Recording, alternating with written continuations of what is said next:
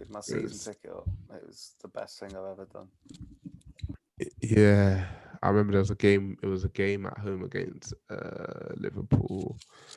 Okay, cool. We are up. All right, let me just copy the link. I'm gonna post a link on the Twitter. Yeah, I remember there was a game. It was a game at home against Liverpool. Okay, let me post it on the Twitter.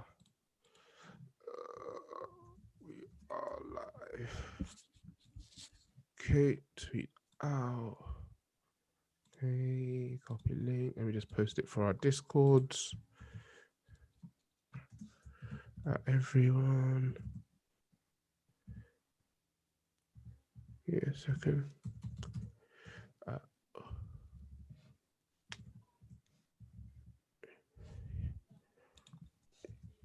Cool.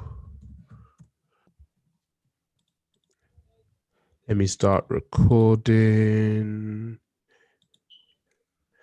Good evening and welcome to another episode of Muga. A bit different from our usual episodes. Tonight we're actually recording live. We're live streaming, so we've got some listeners who are plugged into our YouTube. The thought being that today was deadline day, and recording at 7 o'clock when the window actually closed at 11 meant that very quickly our pod could become redundant because we could have signed Lionel Messi, Sergio Aguero, the ghost of Cristiano Ronaldo, Franz Beckenbauer, and Pete Patrick Vieira. Instead, this actually ended up being a pretty humbling window. But before we get into that, let me go around and introduce the lads. Elijah, how you doing, mate? Not too good. This is filled with Ray, by the way, but that's bad. You're on that Ed Woodward vibe, man. I know he had gin in that bottle of water that he was drinking yesterday. Danny, it's been a while. How you doing, mate? I'm good, man. How are you? You say you're good, but your voice is low. You're leaning back. You know what? I've made my peace, man. You've got the 5 o'clock shadow. Yeah, it's not going well at all, man. I feel like Hancock or whatever that film is. Yeah. Will your Smith, powers. The closer you get to Man United, the weaker you are. The further away you go from them, the stronger you get. Stevie, how you doing, brother? Yeah, man. We already know what it is. Like it's it's a dark day. It's a dark day for our club. Do you know what I mean? This is actually a watershed moment. This is crazy, man. It's depressing. I'm so annoyed. Yeah. Do you know why I'm most annoyed? Because I saw this coming and this bloody Muga chat got me excited for months on end. I got one more in me, man. I got one more in me. What can I say? Shout out Alex. Cool. So before we start, just want to shout out those of you who are listening to us live. As usual, we'll post this and it'll be available tomorrow morning. Patreon, we're doing quite a few things. Today we brought out the first episode of Court of Agenda. Funnily enough, it was Harry Maguire. Timmy and Rodney recorded it last week, but I was like, let's wait. I have a feeling he's going to throw up a stinker against Spurs. And my word, did he deliver. We've also got the first 2 episodes of Pogba Watch on there. It's just me and Seb. It's getting very boring very quick because my feeling was that he'd start slow and then eventually we'd be able to start talking about some of his better performances. But thus far, that hasn't happened. But it's only going to be episode 3, so we've got time. We've got another 47 episodes of this season left. So we're hoping that there's going to be a point during the season where he actually does put it together. So yeah, sign up as a patron if you're somebody who likes the additional content. You want to hook up to our Discord lives, which they go off. Obviously, you can imagine yesterday. Attendance from people I've never seen in Discord before.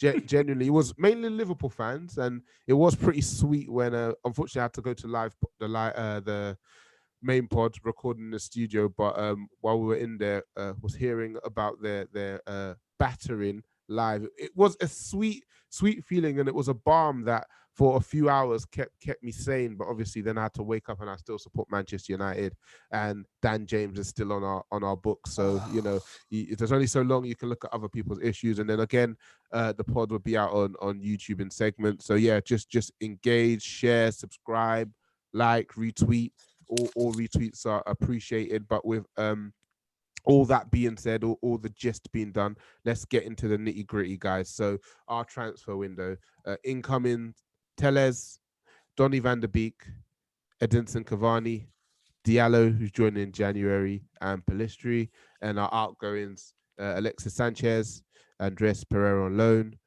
Chong on loan, Dallo on loan, Smalling to Roma.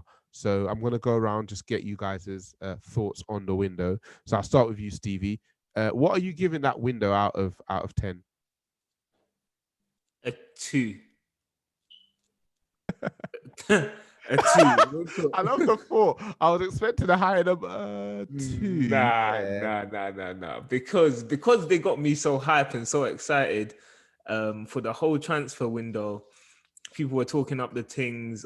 Clubs are going to be damaged and impacted financially. There are only a few clubs that are going to be able to weather the storm really at this crisis, and Man U's up there being one of them. And we spent peanuts. I don't know what's worse. Yeah, I might have given it a 4, but our inability to get rid of some players in our squad as well has just brought it down even further. We've got near on like 7 centre backs in the club. None of them are good. We've refused to strengthen that area. And then going forward, like we genuinely haven't bought a good right winger since Cristiano Ronaldo. Like we bought another right back in Valencia. We've bought another right back in Dan James. And now we're refusing to go out and actually spend some money on a bloody proper right winger. So that's poor. The fact that we've bought Edinson Cavani, who I don't know how many times he's played in the last year, is Falcao in disguise again. But I'm not too mad about that one. But him and Van der Beek, probably in areas like we actually just did not need to sign. It wasn't imperative. Like they're kind of deals that you get happy about once you've done all your proper business. So we've bought 2 players who don't necessarily fit into our first 11. Tellez has come in. That's probably the only player that I'd say is probably about on the mark for what we needed. But it's dire. Like you saw how we played yesterday. We actually needed bodies, and they've gone out and done a piss poor job, mate. This is shocking. Yeah. Danny, what are your thoughts? What would you give our window out of 10? Probably a 2 as well, like Stevie said, or maybe a 3 if Tellez is all right at cheeky corners. 3, yeah. Tellez can beat the first man on a corner, maybe a 3. The thing that annoys me the most is like every one of these signings we could have made in July. Like they were all just there waiting. I imagine the 2 kids, you get them whenever. One's not even coming till January anyway, so you could have got him in January. Like Cavani, like Stevie said, hasn't played, been chilling in his hot tub or whatever, and then Van der Beek you can sign from Ajax whenever you want because of Van der Sar. It's just depressing, really. Like they've waited, and you sort of don't want to believe the conspiracies about Woodward just likes people retweeting and shit, and he just draws it out. Because that's as ridiculous as that sounds. The more that happens, then the more you think it might just be like the case, really. Yeah, I don't rate what I don't get is that clubs obviously they want to wait to the last minute to get a best deal as they can, drive a hard bargain and force the selling club into a corner. But what I don't really get is when these signings are addressing issues you have in your squad right now. So these are issues that I need addressed right now. Waiting another 2 weeks to let a rot set in.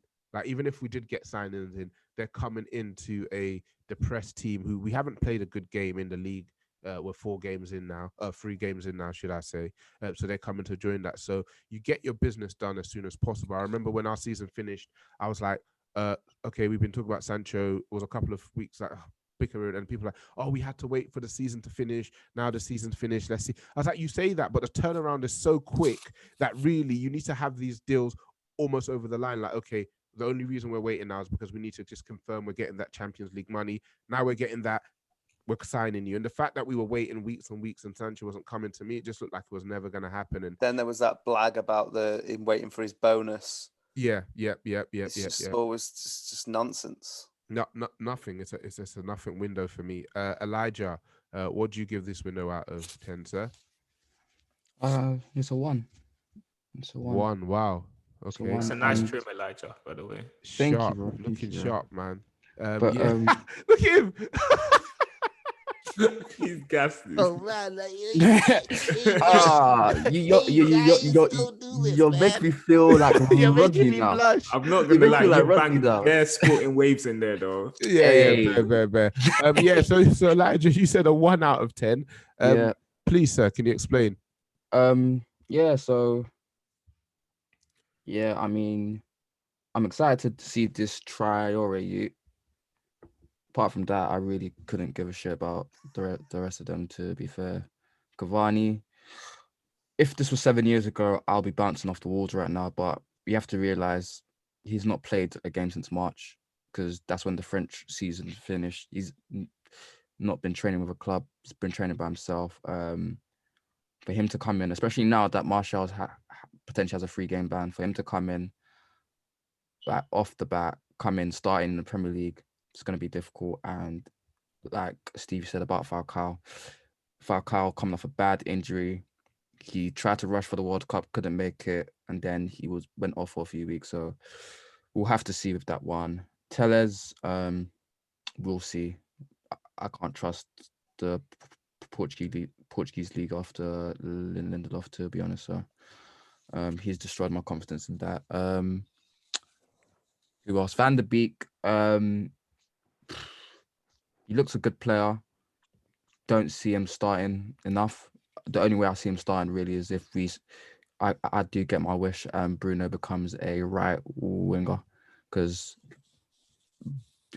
more and more each day he's looking like he's not looking like a midfielder. Not looking like a man. He's not looking like a man. So He's an absolute criminal. But we will get onto that later when we discuss the game. Then we can't get rid of crap players.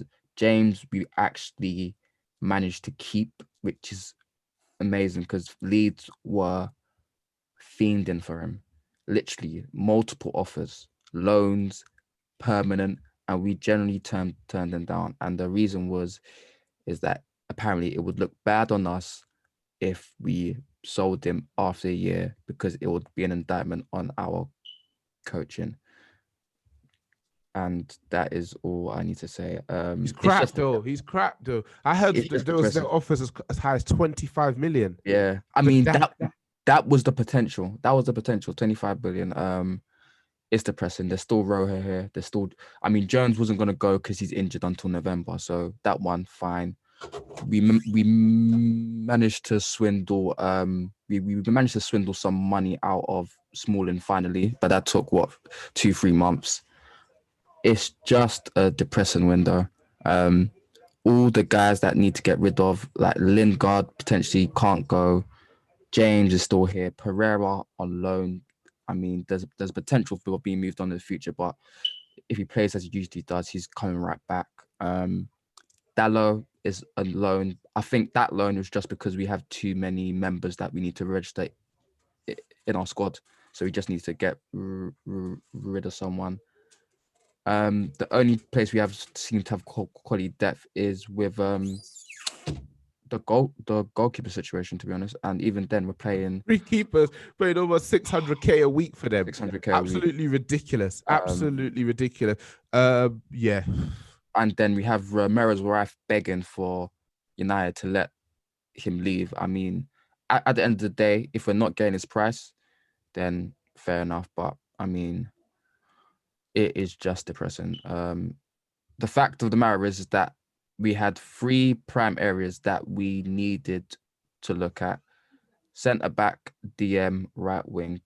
Barely looked at centre back. I think the biggest links we had was with a youth player from Monaco called Babada Chile. Apart from that, not much. Even Gabriel was tentative at most. Then we have right wing. The Sancho chase was embarrassing. Dembele was ridiculous. And then we're ending up having these 2 youths that no one really knows. And it's like, what the fuck? And then we have DM, which we didn't just look at all. And it's just pathetic. That's all it is. It's just pathetic. And you can't even look forward to the season because, mate, what what is there going to be? There's going to be no improvement in coaching, but players aren't really gonna. I mean, they might come into form, but it's just going to be what we saw in 2018-19, where we're just relying on a few players to muster something to come back against shit teams like Bournemouth and Newcastle. We're pathetic at this point, and really and truly, we're going to be wasting away until we get some recruitment in. Yeah, it's a tough state of affairs at this moment in time. Yeah, I agree with all of you. I can't really see any reason why we could give this window any more than a 2 or a 3. I think in hindsight we may end up doing so depending on how well a Cavani does, a Tellez does, and how much we get out of Donny van der Beek. But some fans of other clubs have said some of the players we signed, they think they're better than we do. So what I wanted to do during this live was get some fans of our touchline community on, just to get their perspective on our window. So the first person we're going to be having on is Meads of Chelsea Hour. So we'll invite him on and see what he has to say for himself. It's easy when it's not your risk, though, isn't it? Just to be It like, is. oh, It is. yeah, they'll It be is. fine. It's like you're not watching them. Meads, how you doing, brother? I can't complain, mate. How you doing? We've had better days. We've spoken, and obviously we speak constantly. Yeah, so from the outside looking in, let's get into it. I wanted to get your perspective as a Chelsea fan in terms of our window. So essentially, obviously we finished top 3 last season, pipped you to that third spot, and the idea the idea is obviously for us to consolidate that. And we've gone on to have the window that we've had. So from your perspective, what are you expecting from United? How do you rate our window out of 10? It's hard. It's hard. Simply because, well, I guess, okay, from my perspective, I was looking at it, I was thinking United don't really have a clear plan in terms of what they're trying to identify, what type of players they're trying to buy. So it's always quite bothering. For me, just as a football fan, when I see clubs operating like this, it bothers me. Like, despite the fact it's all agendas, etc., I could come on and start slinging off agendas, but just generally it annoys me the way United operate. I don't know how you guys cope, because it just infuriates me. We aren't coping. We love to see it. Whilst I love to see it, in a Fanta bottle. We're not coping. Whilst I love to see it, it's just ugly, man. It's ugly. A club of your size, your stature, moving like this it's embarrassing, really. It just seems like you've kind of done like a patch-up job, really, with the Edison Cavani signing.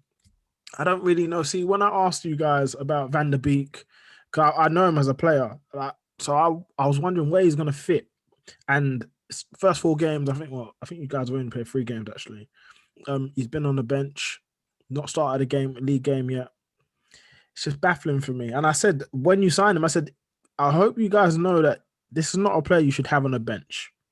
And it just seemed like not a poor signing, because he's a quality player for me, but does he really fit of what you required? It lacked thought. If you're saying you've got your 2 starting advanced midfielders, your 6 and 8, why are you bringing somebody in of starting caliber to sit on the bench?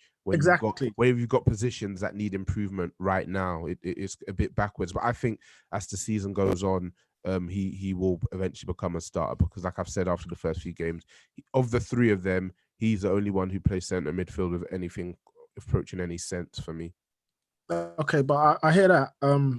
But I guess I'll ask all of you individually. Who then gets left out? Because you've got currently the way your team's set up. You've obviously got Paul Pogba and Bruno Fernandes when they play. Also, Fernandes is number 10. How are you going to make that work? Van der Beek could play false 9. I don't know. That's what I'm trying to get everyone fit in, but I don't know. I don't see how it works, bro. I don't see how it works. Myself and Elijah have a dream of Bruno going to the right wing and just spamming in crosses. Like the way he played, and I believe he does a similar role for Portugal. The issue with him is the way he plays central midfield. In conjunction with how our team is set up tactically, means that he is at this point a liability for us. Even watching back yesterday's game and basically all his games since we came back from lockdown, and probably even before then, and probably if you even go back to Sporting, he turns the ball over at such a consistent rate that we're constantly inviting pressure onto our defense, which we already know is not stellar enough. So the best thing for us to do is that we know he's able to create chances, we know he's able to score goals, and he takes a mean penalty. We haven't gotten any additions on the right side of midfield, so just have him out there. He's constantly looking to play a final killer pass. Just have him out wide doing that rubbish, and have a bit more brains and ingenuity in the middle. All right. But then you know that he'd be a guaranteed star, obviously. You know how I guess managers operate. A lot of them say that they operate on meritocracy, and they really don't. So transfer fees generally do dictate how much and how often a player plays. So Fernandes plays right wing. Greenwood's times, I guess, is limited quite a bit more, a lot more, significantly more, in fact. Would you be willing to take that? Would you be willing to accept that? You know, a completely reduced amount of minutes for Greenwood, considering the level he is currently, considering how much he can grow with minutes. Because I don't think in terms of actual quality, he's going to develop that much. I think consistency is what you get. When a young player already shows promise and quality, the only thing that really develops in their game, in my opinion, because he's already showed quality. So the only thing that I think you're going to get from him is more consistency in his actions, more consistency in his actual game. That's the only thing that I think will significantly improve in Greenwood. But you only get consistency if you play. If he doesn't play or his minutes are cut in half, which they potentially would do if you put Fernandes out there, I don't know if that's worth it. I think about it, just like, I don't know. In terms of like building forward thinking, I don't know if that's worth it. I don't know if you guys probably tell me more, but well, Yeah, go on, Elijah.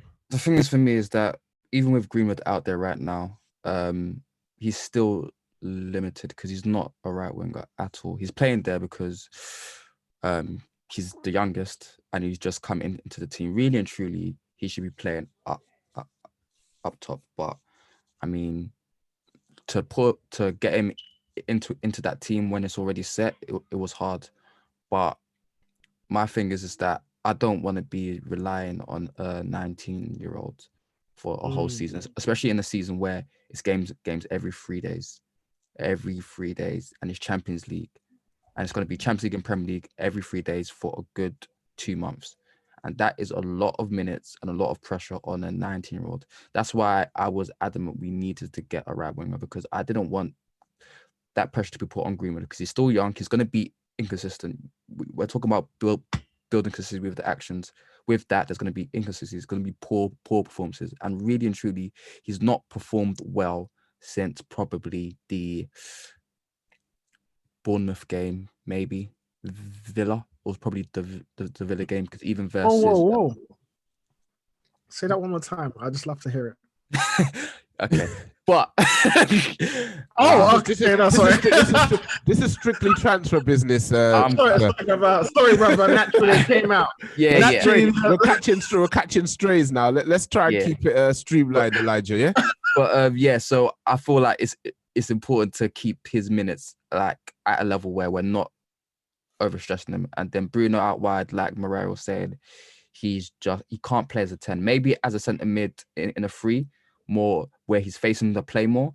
But in this role where he's back to play and he's trying to dictate the final third, he's not that. He's not that type of player. So really and truly, I just want him out of that sport. I think Van der Beek's smarter. He's more technically assured and he can keep possession better. And you need that in the centre of the field, because if we lose it there, they're straight onto Pogba and Matic. And the way we play, they're getting dragged out wide anyway. So it's basically they're right onto our centre backs. Yeah, cool. So, I agree. Yeah, I agree. Sorry, it was just the first thing I said when you were linked, because I was baffled by it. Van der Beek has to play 10. He has to start as well. So I didn't know what you lot were going to do with Fernandes, but it just wasn't working for me. Like, I don't know. That's why I say poor planning. It just seemed like poor planning, really. I think Van der Beek was a backup option to Grealish, because I think we really wanted Grealish, and then because we weren't able to get him because Villa wanted 18 million for him, we decided another versatile midfielder type who can play different positions, who's good in the final third, technically assured, Van der Beek. But really and truly, Grealish is a bit different because he can play across the three, where the left, the right, 10, and as a centre mid, whereas Van der Beek is more of a versatile in midfield roles rather than midfield positions. So, like Oh, yeah. arguably better in the 10. Like you could, there's people that saying that Pogba would be better in the 10. I don't think that, but there'll be people that argue that. There'll be people that argue that Bruno's a 10. There'll be people say that Van der Beek's a 10. It's like, how can nobody know? There's no one settled on one position for any of these midfielders. It just goes to show that they're signing pegs. Yep, just vibes. Really, and I think talking about who's going to play in the midfield, I think the way Pogba's he's going to play himself out. To be honest, like they're not going to drop Fernandes because he scores pens. Whoa. Sorry to interrupt you, my brother. Just say that one more time. For the Again. Honestly, they're not going to drop Fernandes. Ollie's not going to drop Fernandes. He can't drop Fernandes. I just wanted the streets to Okay. you know. Danny, you're doing an Elijah. Stop coming off transfers and giving these guys ammunition. Anyway, Mead, before you go, sir, a rating on our transfer window, please. It's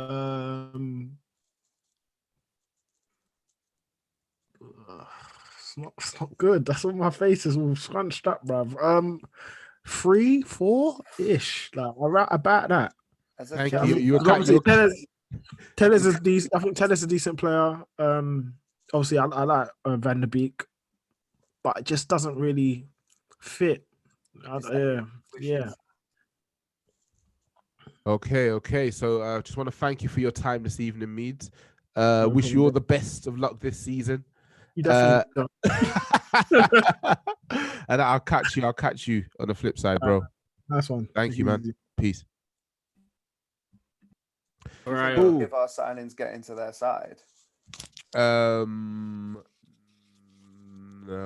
Is Tellez better than Chilwell? This is what I mean. Do you think any of these Elijah, any of these you're lads mute. now? Say that again? Do you think any of these lads now are going to be jealous of anyone that we've signed? No, not really. They don't want Cavani, I don't think. They don't want Van der Beek because they've got tons of midfield options already. Tellez, he might be better than Chilwell, but he's not nippy from everything I've heard. And for me, you want as much pace on the wings as you can get. So next up is Lewis of Touchy Gooners. See, they've had I can't believe you're bringing on other people to laugh at our misery. I'm not even bringing them on to laugh at our misery. I just want a different kind of perspective from our doom and gloom. Essentially, all you guys need to do is stick to transfers and don't just start generally moaning about the club, because didn't you see that that's when he feasted. Fam, my head is just, I've been silent. My head is just here getting hot, fam. My head is just here getting hot. It's mad. Like, we haven't even talked about Woodward yet, yeah? We haven't. It's gonna get even worse because Lewis is gonna come on and they're just a party, fam. Lewis is coming on, but he's not here to talk about Arsenal. He's here to talk about Manchester United. He'll find a way, bro. I was kick him out, like, so. Please do. Yeah, he's got to be on his manners. He had his fun yesterday, so we'll have Lewis from Touchy Goodness to get his opinion on our window.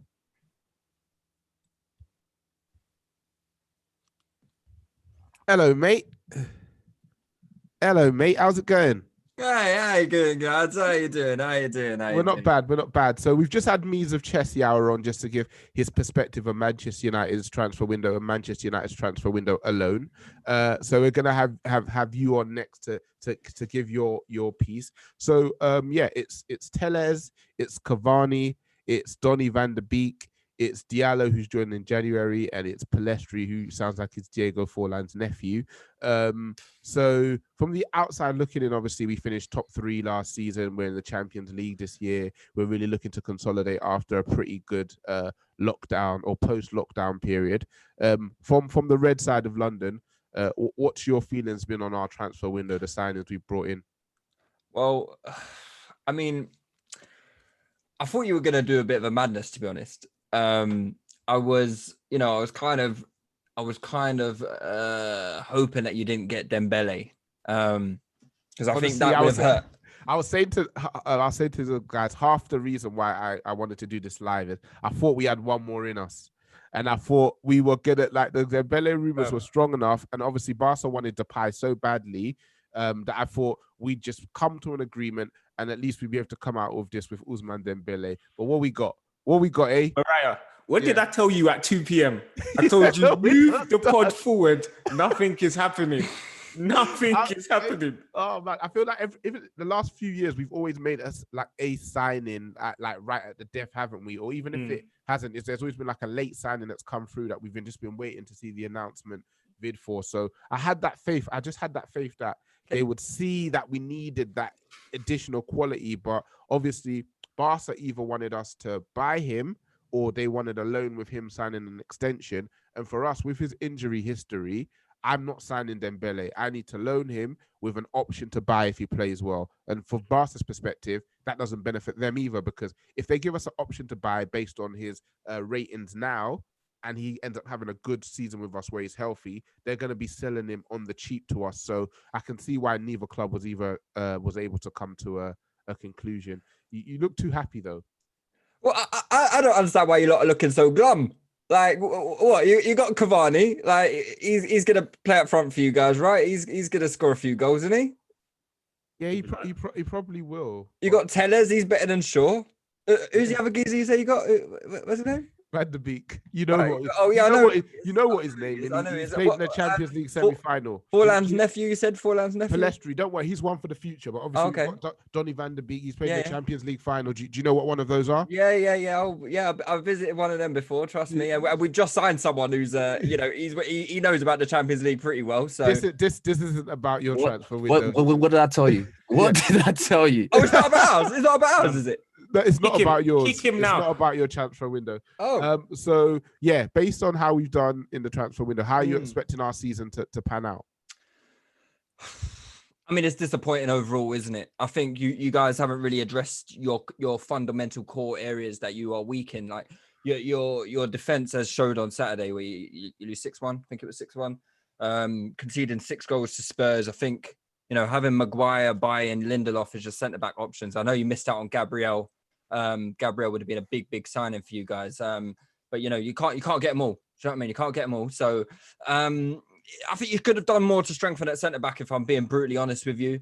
Another key position for you guys is defensive midfield. How Europe has allowed us to get Partey is it's pretty. I mean, I can't believe it, to be honest. I can't believe Europe has allowed us to do this. Partey goes into your midfield, and all of us.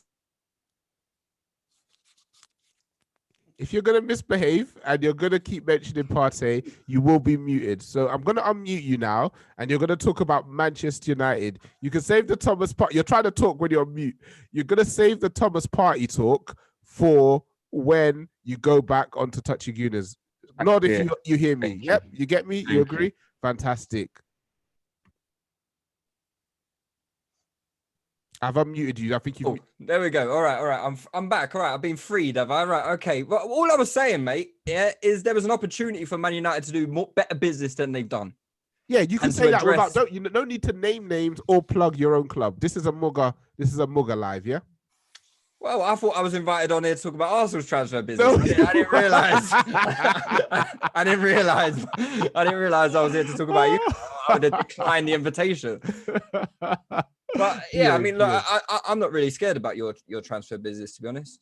It doesn't frighten me. Tellers, who was Tellers? Is Tellers wasn't he at Galatasaray a few years ago or something like that? Is that a different Tellers? Is it? Probably a different Tellers. I've heard his name's been bandied around Europe for a couple of seasons as a top left back. He don't really scare me. He's got. I'm sure he's pretty handy on the left hand side, but I've heard that he can't really defend. So. If you can contribute something to the attack, that will be much more than our current left back is doing. So before you go, Lewis, give us a rating out of 10 for our window and give us a prediction for where you think we'll finish this season. So it was right. So it was Cavani, Tellez, Donny van der Beek, and Diallo, who's a wonder kid, the wonder kid. I wonder joining kid in that I've never heard January. of before. Yeah, That's listen, weird. listen. We're getting older. We've got busier Right. lives. We haven't got Yeah. our ears plugged to the streets as much as we have. Had any of you guys heard of him before? Apparently, today? German Dan of Touchy Goodness has been waxing lyrical about him for a while. But So maybe, what about you guys? you need to. No. Yeah. Yeah. Oh, Elijah has. Right. Okay. I did. Anyone We else? were linked with him in December last year, so that's when I first heard of him. But yeah. Okay. All right. Not Well, fair recently. enough. I mean, I've never heard of him before, so I I mean, literally heard of him when I we am. signed him. I yeah. spent a lot of time watching Atalanta under 19s, so I'm Okay. Yeah. Good record in that league, is he? Yeah. pretty Scary. okay He's with played that. like 30 minutes for the first team or something. So yeah, and he's got one goal, by the way. 25, but he's got one goal. yeah, 25 even. Cool. So, Decent so it's a goal every business. so it's a goal every 25 minutes. If Yeah, we that's lethal. extrapolate that out to a full 90 minutes, you're telling me we're signing a 3 to 4 goal a game wonder kid. You can't Right. argue it. Everyone You can't scores. argue with that. Everyone scores for Atlanta, though, don't they? Like even the goalkeeper's probably got. So, You can't argue with that for 40 million. So yeah, before you go, Lewis, a rating.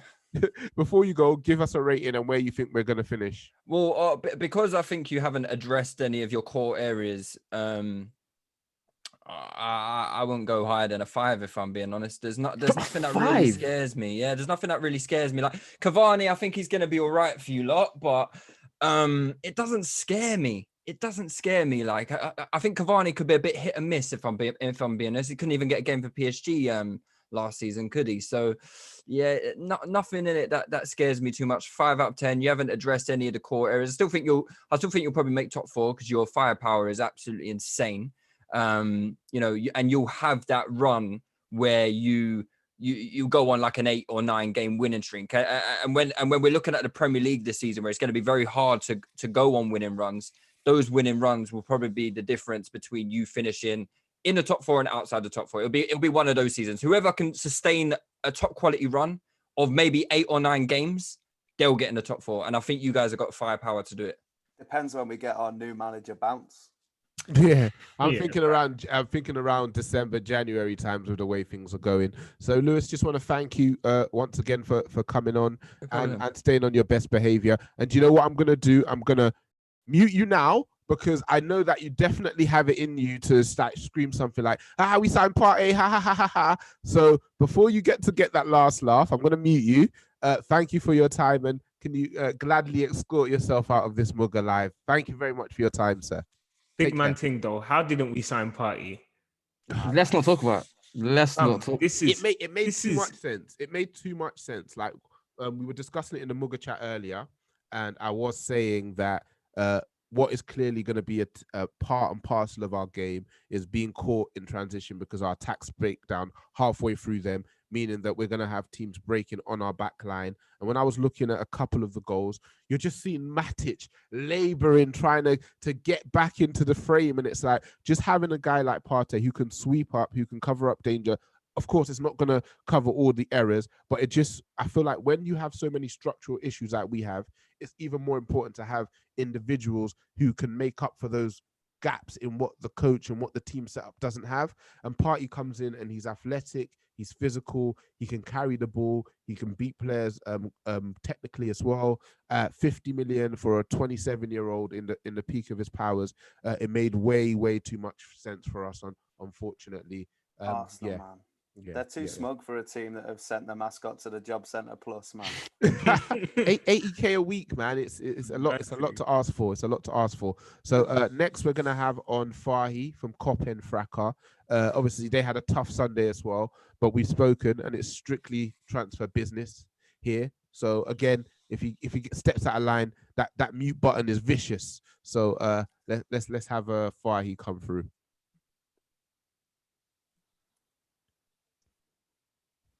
Fahi, how you doing, mate?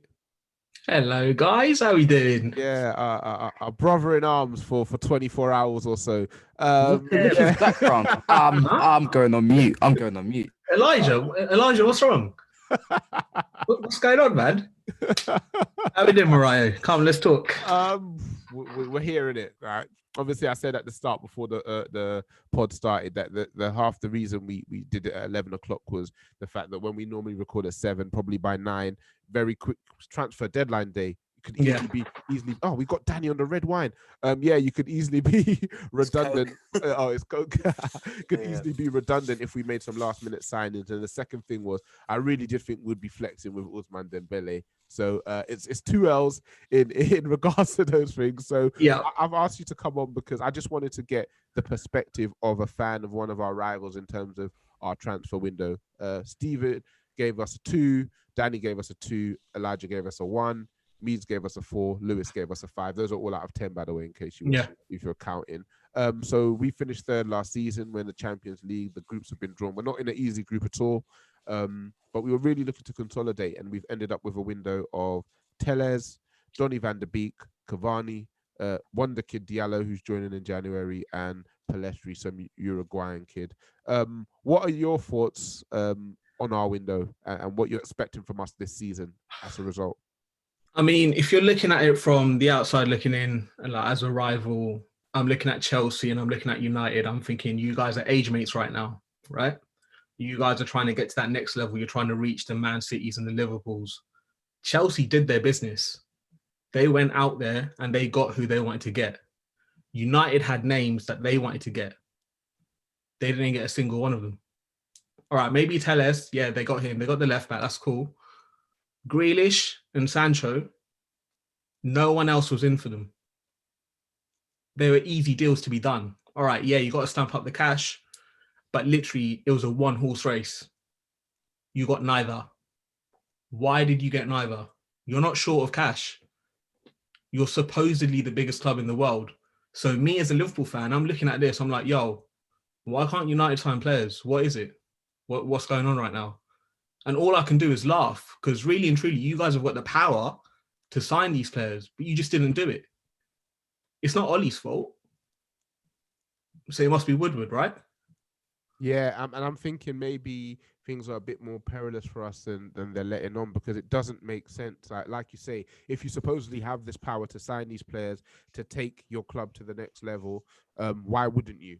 The only thing that can come to my mind is that you don't have the power that people think you have, and you've kind of you've spoken over the years and waxed lyrical about how powerful you are, to the point that when teams are doing business with you, they make sure they get more money from you than anybody else, and you're not an especially strong negotiator to begin with, and then obviously you've had COVID hit. Obviously, we do great financial deals, but the fact we have the biggest stadium in the country has always been a big game changer for us, and it's a reason why all our rivals have really pushed to get bigger stadiums, because if we're bringing so much more money in terms of gate receipts every home game, plus getting the bigger sponsorship deals, it makes it very difficult for clubs to close the gap on us. But since March, we've had none of this money coming in. We put a lot of the money from Maguire up front. And the coffers might just not have as much as people think they are. Think it does, especially if Dortmund are saying, well, actually for Sancho, we want 90 now. We want 90 now. You can't try and amortize it over the 5-6 years or whatever. We probably don't have it. And that's just where we are. And if you know you don't have it, what are your contingencies? Okay, if we can't get Sancho this year, but we know Sancho's who we want long term, who's our backup who will tide us over for this season? And then we go in next season for Sancho, when the hope is obviously stadiums open up again. You're getting the money flowing back again. The reality is, man, I think you've lost out on Sancho now. I don't think you get him. There's going to be numerous clubs in for him next season. Yeah, Danny said the same thing. Like, and that's it. Like, this was your chance to get him. This was the perfect opportunity. You didn't do it. I don't really see how you make up for this crap transfer window. This was the window where you really needed to like do some serious business, and you didn't do it.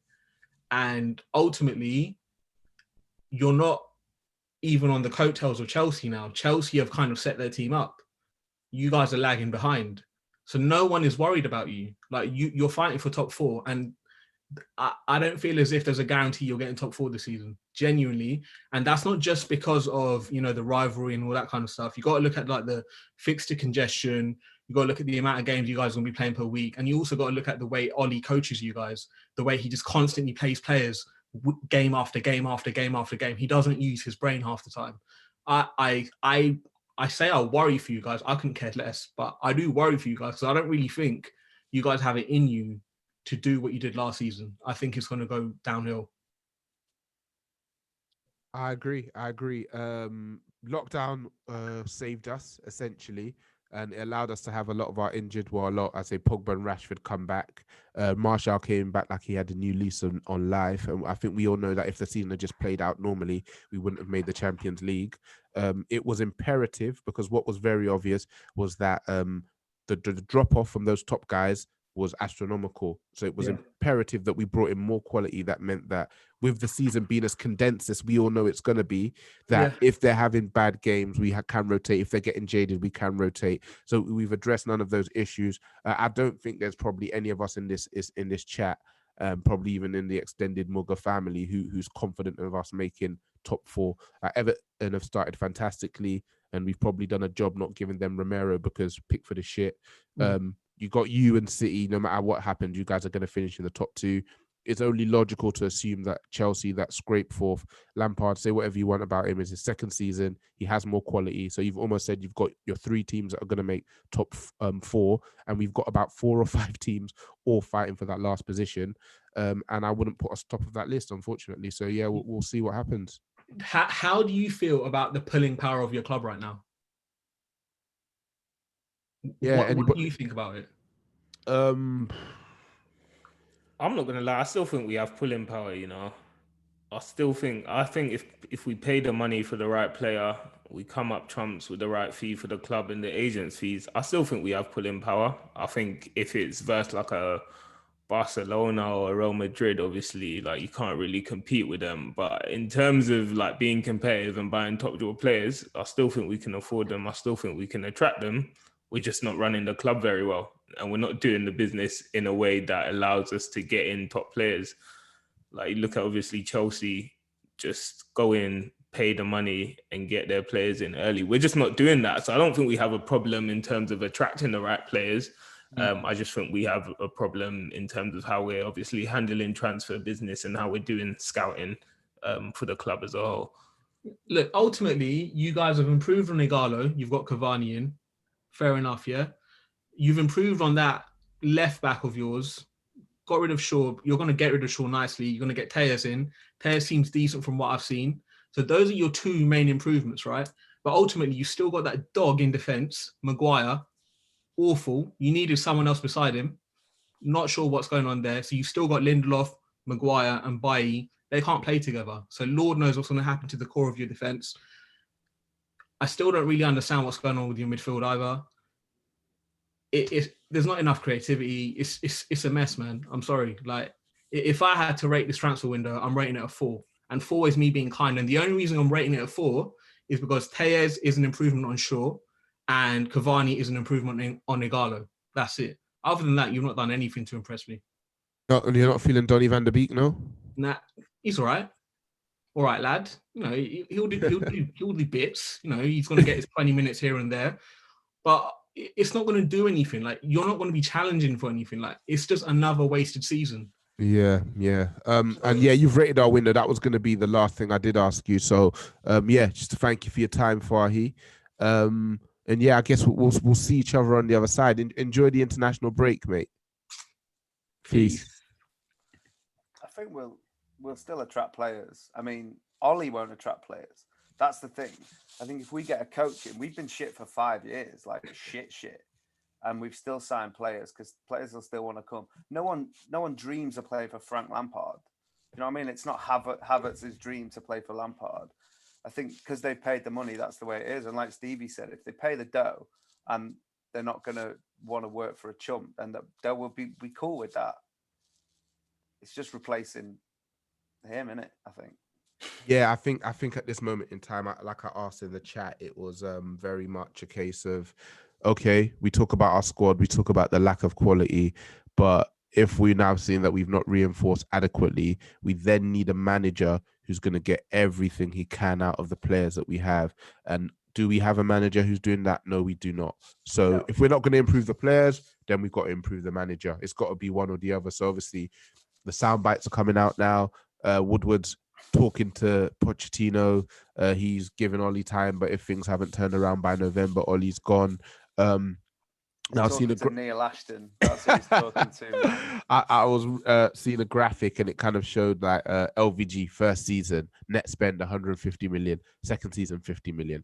Jose Mourinho first season net spend 100 and whatever million, second season 40-50 million. Or same Ole Gunnar Solskjaer net spend first season or first window, should I say, 100+ million, and again the net spend I think in this one's what 40-50 million. So it seems like we have a clear kind of strategy in terms of that first window. Back the manager, but backing the manager is more along the lines of what Chelsea have done, where they've really put their financial might and power behind the manager, because every manager is already coming in with an incomplete squad.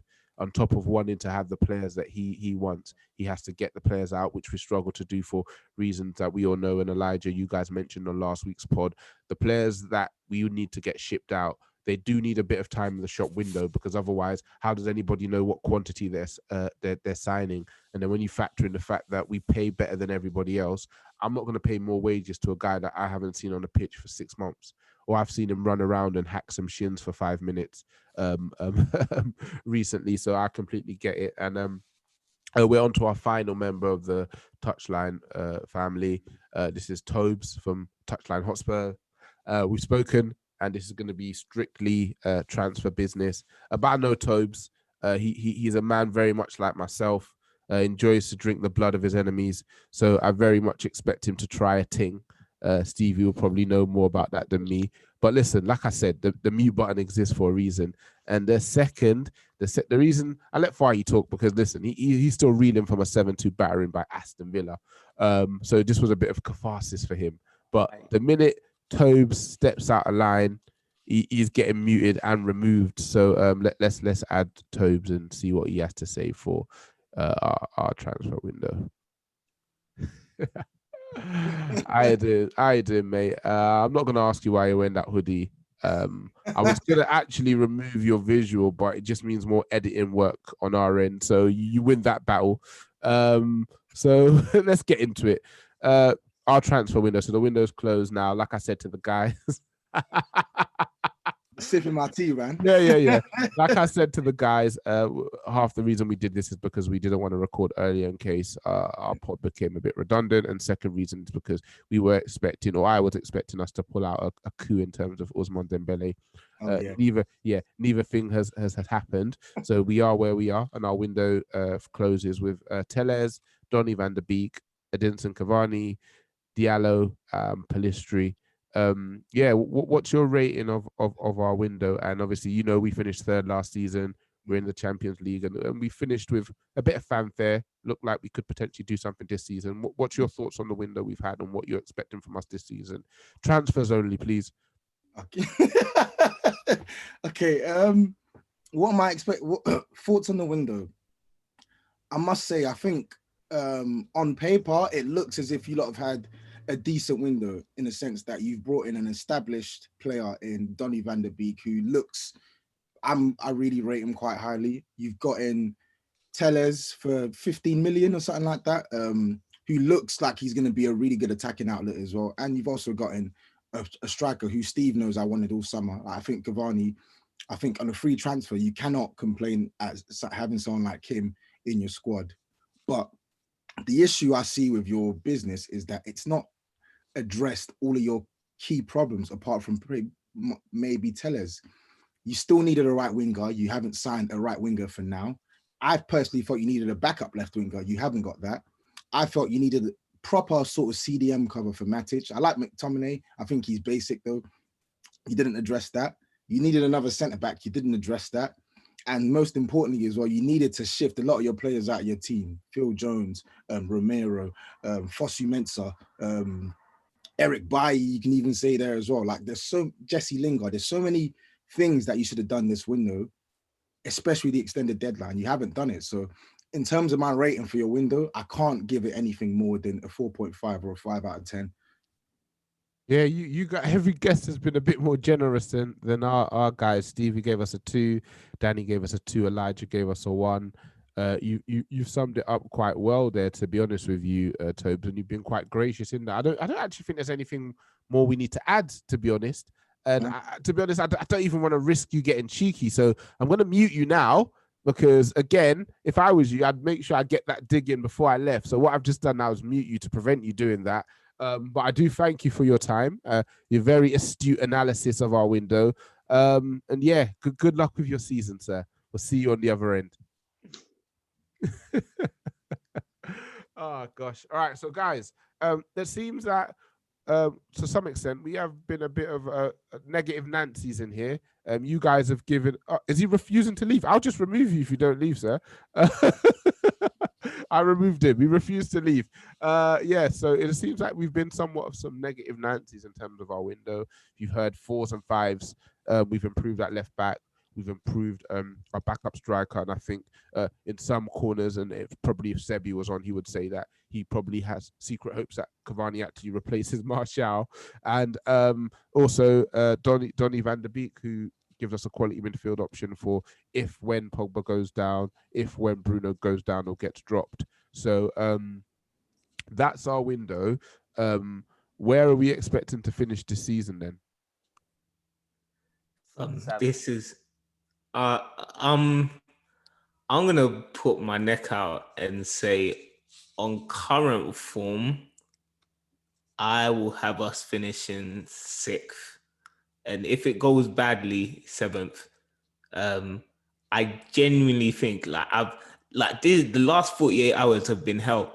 This last hour in particular, yeah, has been like purgatory, because Mariah actually allowed our nemesis to come on and just smirk at us as they talk about our transfer business. It's fine. Listen, but the thing is, it doesn't matter for me personally, because anything they can say can't make us feel any worse than we feel. It can, can't man. Can't you see that even their ratings of our window was not as bad as how we view the window ourselves? Like, you lot are laughing, we're crying. It doesn't matter. Like, you lot coming on to talk, your clubs are still shit, apart from Liverpool. Your clubs are still shit. So it doesn't really matter to me what you're coming on to say on this live, but I thought it was a good opportunity for us to get a bit more perspective and realize that maybe it's not as bad as we think. Yes, we haven't addressed all our key areas, but we've improved somewhat. You know, give the boys some credit, eh?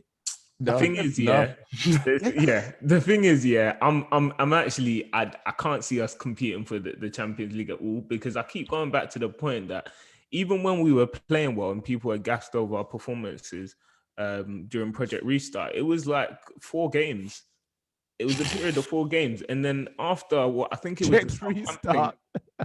It's mad. After everyone said United is back, like we only played, I don't know, 4 games, and then after about the Southampton game, then you saw us panicking again, and it seemed like everyone and their mum forgot that this season, at the start of the season, that we weren't playing very well at the end of the season. We barely had a break, so Ole's had no time to implement what would be no ideas from his brain anyway. So we've come into the season now. Well, obviously we've started slow. The morale's low.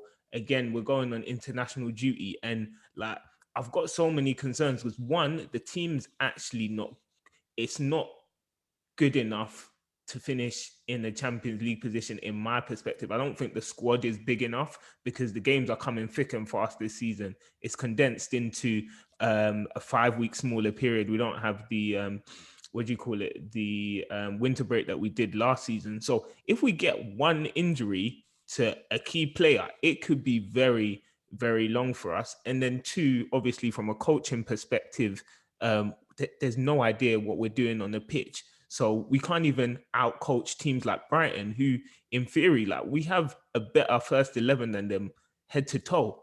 But people like Mope are running rings around us and laughing at us.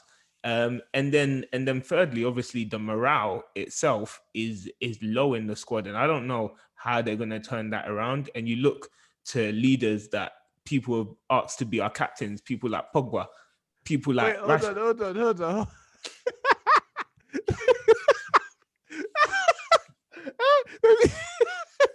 People asked to be our captain. You got guys are catching strays on this live. It's mad. Fam, we did a poll, yeah, and I think like 93% of viewers, yeah, said Pogba should be captain. I want you lot to rerun that poll in the morning because what this guy showed me in the minutes he's played this season, abysmal. So What's yeah, going on with his arm? Like, I half thought he was hiding a sleeve, but then I thought he's a good Muslim boy, so he probably hasn't got a sleeve. So he's probably, I don't know what he's done. But I reckon I'll put my neck on the line here. Funnily enough, Steve, you said I'll put my neck on the line. I thought you were going to say fourth. You said sixth and second. I'm going to put my neck on the line and say that I think we will get like a SAR in with the domestic window closing on the 16th. I think they'll just get somebody in. Genuinely, like it's not like whatever. He's a body. He's pacey. He can be a problem. Yeah, we saw him like tear apart Liverpool last season. So but you know what the mad thing is, Morel?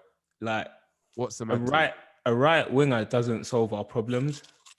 It doesn't. But I think the thing is, yeah, we know midfield is a problem, but from their perspective, McTominay is somebody they envision staying with us long term. He's come up through the academy, so a DM coming in stops him playing. Fred is again 60 million signing. He was okay when he played regularly last season and has, in my opinion, very little resale value.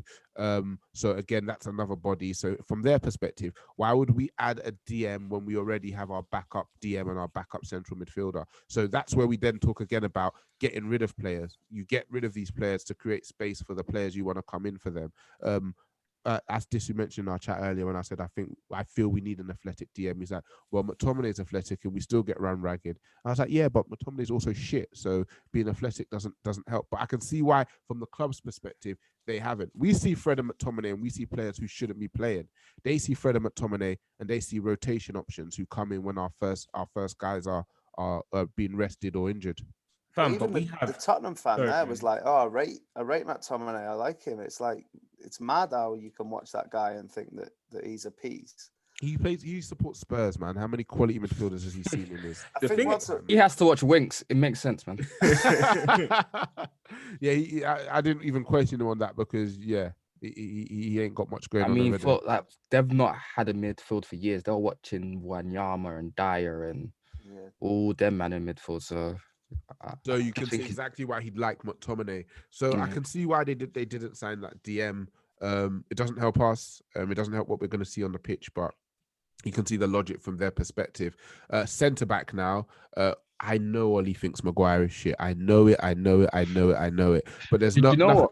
Do you know what? For all we bag about Solskjaer, I think the one thing he's really good at is that he's got a good talent ID. He knows a player and he knows when it's not a player. Yeah, because even with Bruno, I remember after. Stevie, Look at Stevie. Stevie's moved himself. Joe, the thing is, yeah, he knows when a player is really bad. Because I remember when Bruno played versus Copenhagen, he said to the Copenhagen player, like, Bruno today tried to give you the win. Everyone on Twitter was raving about that performance. Ollie knew that his performance, like he knows when a player is crap, because even when Pereira was there and Fred McTominay were playing, he was saying all these good stuff about them. As soon as Pogba came back, as soon as Bruno was there, dropped them out without a care. Like he can be ruthless, but the problem is he's just a horrendous coach. So he doesn't put the best players in the best positions, and then with the shit players, if you can't put the best players in the best position, if you can't put the shit players in the best position, they're gonna look even worse. And because we're a top team, we like it's Who's the top team? because teams play against us like we are a top team. Yeah, they essentially. still think they're Look at playing Stevie. dirty, Yeah, don't they? that's right. You get it right. Yeah, but basically teams play against us like that. We're a top team, but I think more recently teams are just realizing they were actually horrendous. That's why Palace and Brighton, they're starting to press high against us and stuff like that. But I mean, it is just getting worse and worse. I don't see us. The thing is, as bad as it's getting, I don't see a second Solskjaer until the end of the season. Even if it gets really bad, I feel like they would rather ride it out and get a new manager in the summer, buy a whole load new to players and just try to deflect that way. Because if they do it mid-season, they can't deflect. It's just going to be a shit show. Also, I think this is the first manager where like everyone wanted Mourinho gone. Everyone Yeah. blamed Mourinho, saying it was a meltdown. Van Gaal was a clown. Everyone was happy to see the back of him. they're not going to be happy to see the back of Ole. This is the first manager where they're going to start looking at Woodward more, as opposed to like, oh, it's Mourinho's fault. He did his meltdown. Oh, nice one, Woody. You've saved us that embarrassment or whatever. This is the first time there'll be murder if he gets because involved. I think the fact of the matter is that we know Ollie's limitations, but what he has done is that he has basically just come in and that he's done relatively well with Rashford, Martial, and Greenwood. So we've seen that he can do something, and we got to third place, and there's no reason why you shouldn't back a manager who done more than what, because that's the reason why we didn't like Van Gaal. That's the reason why we didn't like Mourinho. We said, even with what they done, like Mourinho's second place, even with Van Gaal's trophy, the fact that they weren't getting the best out of certain players, our best players, is the reason why they had to go. The fact that Ollie overall has done relatively well with our better players and they still didn't back him, that's when the lights are going to go on you. Like, that's why I said, I think when the season ended, I said, if we do not do it this summer, it's all going to be on the board because they have no excuse. Like, it doesn't matter if we don't get Sancho. It doesn't matter if we don't get Grealish. We needed to identify targets and we need to be ruthless. Like, just dot them off and just do it. But, I mean, where at the end of the day, we're the ones that's going to pay. So, as much as I like Ollie, I think what it looks like now is that it looks like he's a top tier striker coach on managers' wages. Like, basically, like what he has done with the forwards has been relatively okay, and he's not even done much. He's just basically he's given them individual things to work on as a cohesive unit. They're still not good, but just individual things like Martial just stay more central. Rashford, I mean, just be a bit more direct. Greenwood, he's even said to work on headers, but with Greenwood you don't have to say much. But he's apart from that, you can see they like playing for him as well. Like, he's a good man. That's the thing. Yeah, he's a good man. Who wouldn't? He's always smiling like a bloody psychiatric fam. That's I know we haven't even got into this Tottenham game yet. Exactly. We're just about to at everyone and shaking the Tottenham players' hands and smiling again. I was infuriated. Yeah. That's enough about transfers, eh? Let's get into how have we gone through the transfers and we didn't have like 15 minutes on Woodward and Judge and all the rest of them clowns, bro? I mean, wow. We know who they are. We know what they are at this point. But the thing is, we actually don't. We just know Woodward and Judge. I know there's some other men that are hiding. Don't have their names out there. You're still vexed at Evra for not revealing the names. Bro, I wanted him to name flipping Matt Myrtle. Who is that? That guy's been there since Moyes, and no one knows what he does, bro. He's definitely on like 100 bags a year minimum, bro. Minimum. He's head of football development. He came from the Premier League. What does he do? I don't think the Sancho thing's on Woodward, because the one thing you can say about Woodward is he fucking loves spending money. Yeah, he does. He will spend it if it's there. He's dropped all that money on Pogba and stuff. He loves spending it. He loves showing that he can spend it. So I think they've just told him no now. No, yeah, I think the Glazers, I think I was reading in the Athletic that the Glazers are every single money transfer has to get signed off by them. It doesn't matter, even the academy ones as well. So I think it's just like the Glazers saying we can't pay for Sancho without dipping into our own pocket. So no. The worst thing about the Sancho thing is that we clearly don't have a replacement, and it's like we're doing this every season where we go out, we try and get like a big money signing, and when the player doesn't want to come, we don't have anyone in reserve. And I think we've got a scouting team of about like 50 or something like this. The biggest scouting team on the planet, mate. Fam, how can you not have a backup? Well, we've got a backup. We've got a backup. Diallo, he's coming in January. Come on, man. But Joe, the crazy thing is that even if I think they've become so obsessed with this back the manager thing. I think they will try to the end to get that first target, and if it doesn't work, they're like, oh shit, we have to scramble around, which is pathetic. You identify a profile of player, You see who's the best fit. You see the second best fit, and you do that. Like even this Van de Beek thing. If Grealish was our top target, and that's what it looked like, they are nothing alike. Like the qualities that they bring are nothing alike. So it's just it's idiotic. It's just idiotic. Elijah, seem you like- said as well.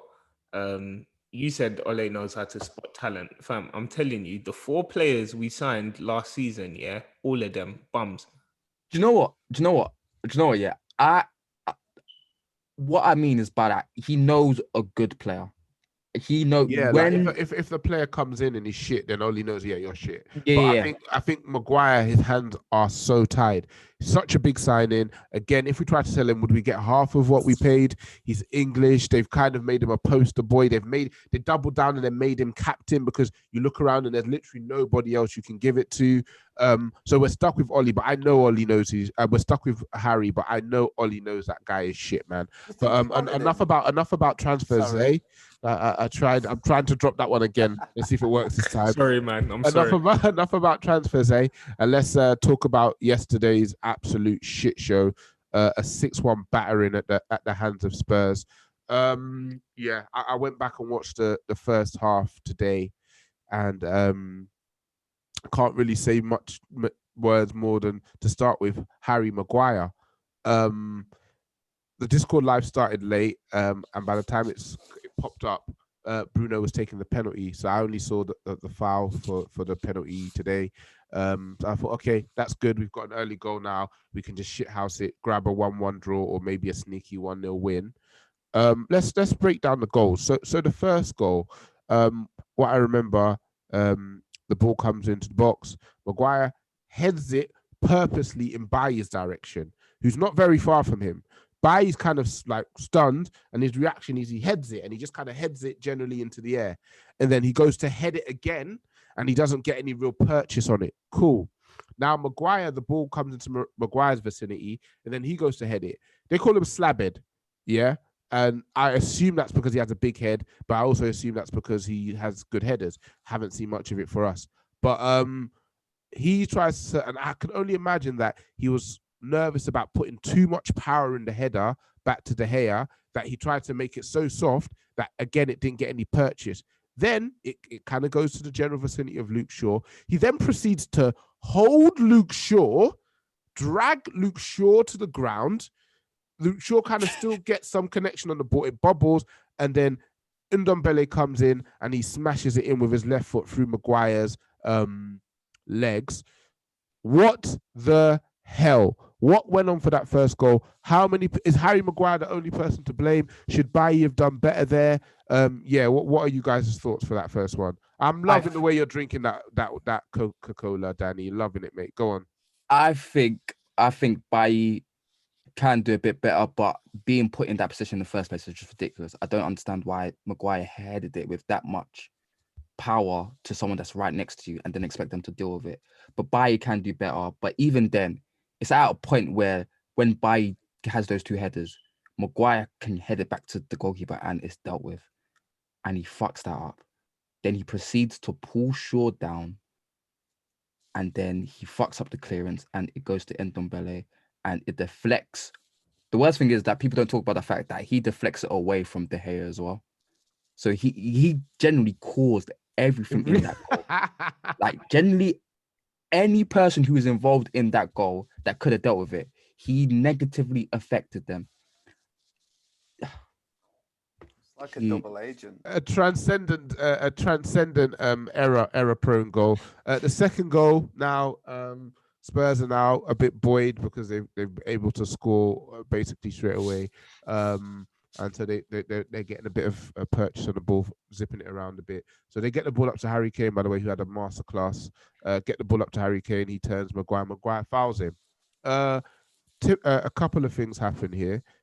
When he fouls him and Kane's getting up, Son starts moving from being wide on the left to the central area. So from the right hand side of Bailly to the left hand side of Bailly. Secondly, Harry Maguire steps away from the ball as Kane is getting up, and then thirdly, that then gives, and then I guess a combination of those two things that have happened then gives Kane an angle to play a pass through to Son, who's already in like he's already ready to go, and he just leaves Bailly and Shaw, two pretty nippy players, and it's an excellent finish. So again, let's go back to those catalogue of errors. Bailly just letting Son walk into an advantageous situation. Maguire not doing what you always do when you give away a free kick like that, which you stand on the ball. And I was saying on the main pod yesterday, if you're a real shithouser, you kick it like 5 yards away, which then gives your team time to get back into shape. But he just lets him have it. So again, yes, it was Maguire's fault, but Bailly, we have to look at him as well, I think, for letting Son just go free. The thing is with that goal that really pissed me off is there's one thing I hate about defenders, and I really hate it, and it's when they don't pass on their man. Maguire's left centre back, and he has followed Kane to like the right DM part of the pitch, and that's the reason why that gap is there. And I don't understand why defenders do it. I don't understand why defenders just follow. They don't pass on men, and there's just no organisation. The fact that he's pulled out there, and then there's massive gap, and then Shaw and Bailly just don't react quick enough. Like when you're supposed to react when things happen, and you could just tell that they were just rattled from conceding that goal. They were just absolutely rattled. It was a proper punch in the mouth, or bro, even punch in the mouth, punch in the nose, punch in the throat, whatever you want to call it. One of those ones that just stuns you, and now you're kind of recovering, and then that gives your opponent the opportunity to just. They were just absolutely rattled, and there was no one there to calm them down. But it's still no excuse. Bailly should react quicker. I think if he just senses it a bit quicker, he still challenges Son. I think the space that is there, I don't think like you can close that, because Maguire is the left centre back. And the fact that there's a massive space in between Shaw and Bailly, there shouldn't be a space between Shaw and Bailly. You should pass on your man to your midfielders so they're dealt with by Kane. But I mean, it's just like even Wan-Bissaka and Maguire, they're right next to it and they don't stand on it. I mean, we're not mentally there, and it just shows in those small moments. Like when we talk about Southampton conceding in the last minute, Chelsea conceding in the last minute of the first half in the FA Cup semi-final but when Bailly goes off, I'm a bit rattled. Sevilla just it's just we're a pathetic team mentally, really, and that just shows it. But shows it time and time again. What else can you say about that goal, so man? Danny and Stevie. So then we have a bit of play where it's 2-1. I will say I didn't watch it, Okay, that's cool. You'll get your update from us. I went for a roast. I was eating veg. I walked over too many grids and saw too many magpies like before 4:30, so I was like, nah, I don't fancy it, And then you're probably right. And so at 2-1, the game's kind of going end to end. We actually sustain a bit of pressure in their half. From one of those moments of pressure, though, they do play a big ball over the top to Son, and we're lucky he kind of miscontrols it, and De Gea is able to scoop it. Yeah. But Maguire is not there, Yeah, nowhere to be seen. In that period, we do get into some decent positions. I think is that the period where Rashford does hit the post from the offside pass from Bruno, but it shows that at 2-1, it's still very much a game. We then, I don't know if it was a corner or free kick now. It was a corner. Lamela hits Martial. Martial hits him back, and Lamela, true intelligent cunt, as Jose Mourinho said, falls down as if he's been stabbed. The ref sees the second part from the looks of things, and he sends off Martial. For you, Stevie, a couple of things. A, how they're not checking VAR, and B, was Martial silly to even flick out at him in the first place, and C, and Sebi said this on yesterday's pod, in those situations, you either like just go mad and like kick him, like do a keno and stamp on his foot or whatever, or you fall like Lamela did, but you don't do what Martial did, which is just like a petulant flick. What are your thoughts on those three points? You know what? Yeah, it was probably a good thing Martial got sent off, because that it didn't really take the gloss off Spurs' win, but it kind of gives Ole a slight excuse, because even though you said at 2-1 we were still in the game, we were well on our way to getting packed. So 11 men or 10 men, I still think that score would have been would have been pretty disgraceful. In terms of what Martial done, I was like, obviously when it's happened, I'm stunned. But I guess by the letter of the law, if you kind of flick your hand out at someone, then like you're putting yourself in danger. So really, like, he shouldn't be responding. But then also, like, football's got to look at itself and like where it's going.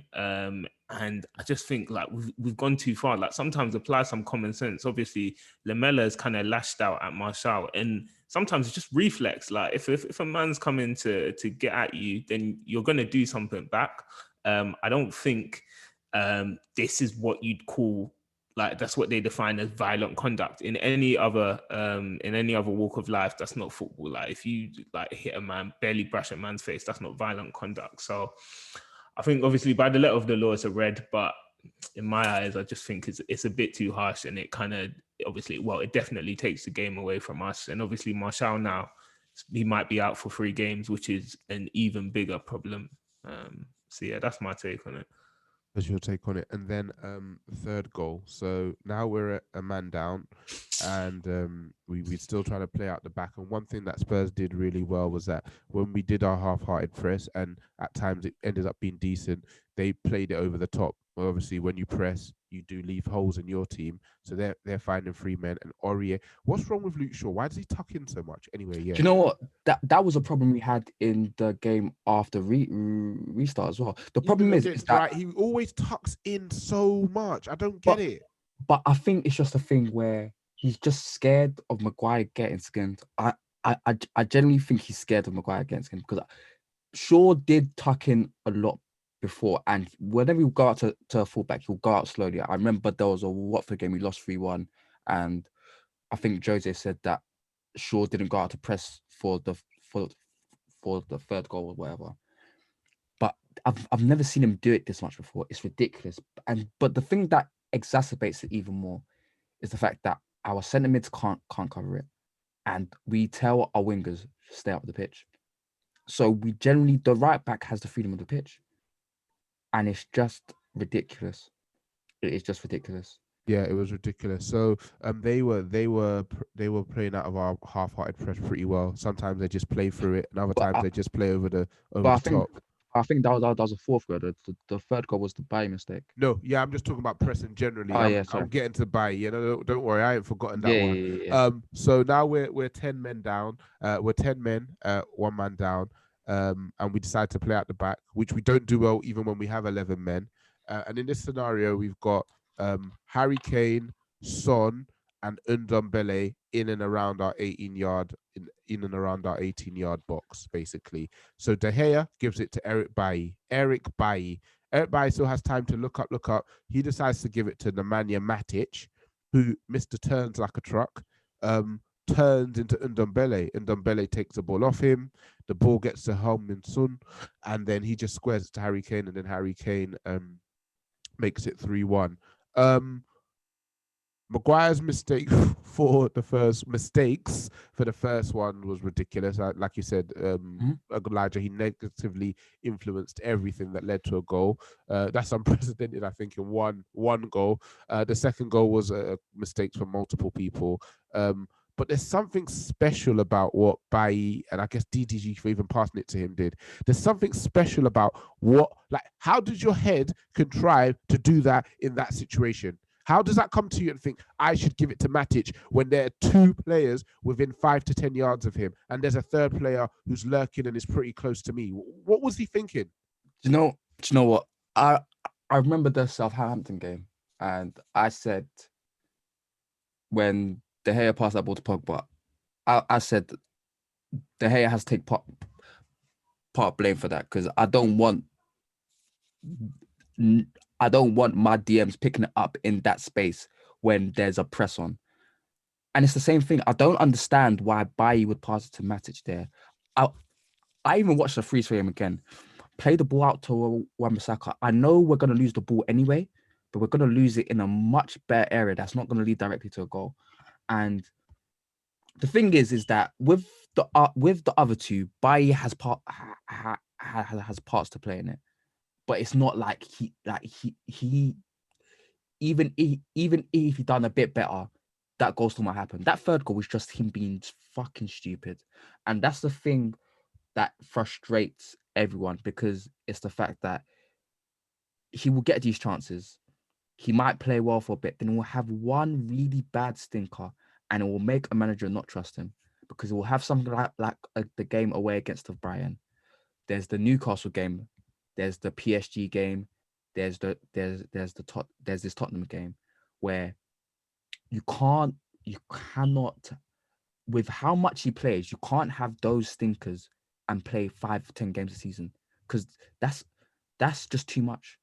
And of course, you're going to need consistency. Of course, you're going to need to play through it. But at the end of the day, no one is inspiring confidence, and you can't be that bad. You need to come in, do your job properly, and just he when Bailly is rattled, he's one of the worst players in the world, and we have too many of the players. You can see when everything's not nice, we're fucking awful. Pogba's probably the worst of it.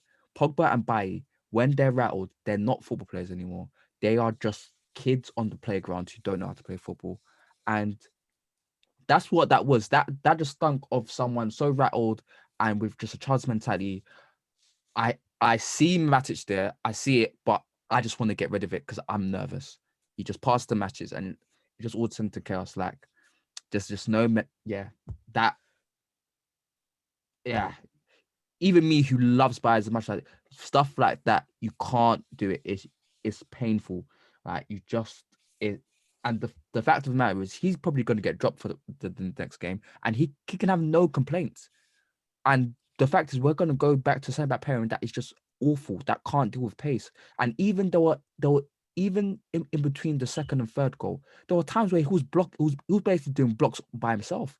There was times when he was playing out of a press and bringing the ball up and then distributing it well. Like, we were talking about in the chat, we know about his attributes at this point, but these numbskull moments, combined with the injuries, which a lot of the time he causes himself, just mean that you can see why a manager wouldn't trust him. I think the only hope he has is that because they're going away on international break, Ollie has some time to calm down and be like, you know what, yes, he was poor, but Lindelof and Maguire, there's no world that Lindelof and Maguire are ever going to be a sustainable centre-back pairing. No. There is a world where Bailly and Maguire can maybe be solid, and so I'm hoping that the time where they're away allows Ollie to gather his thoughts, really. Stevie, are you still with us?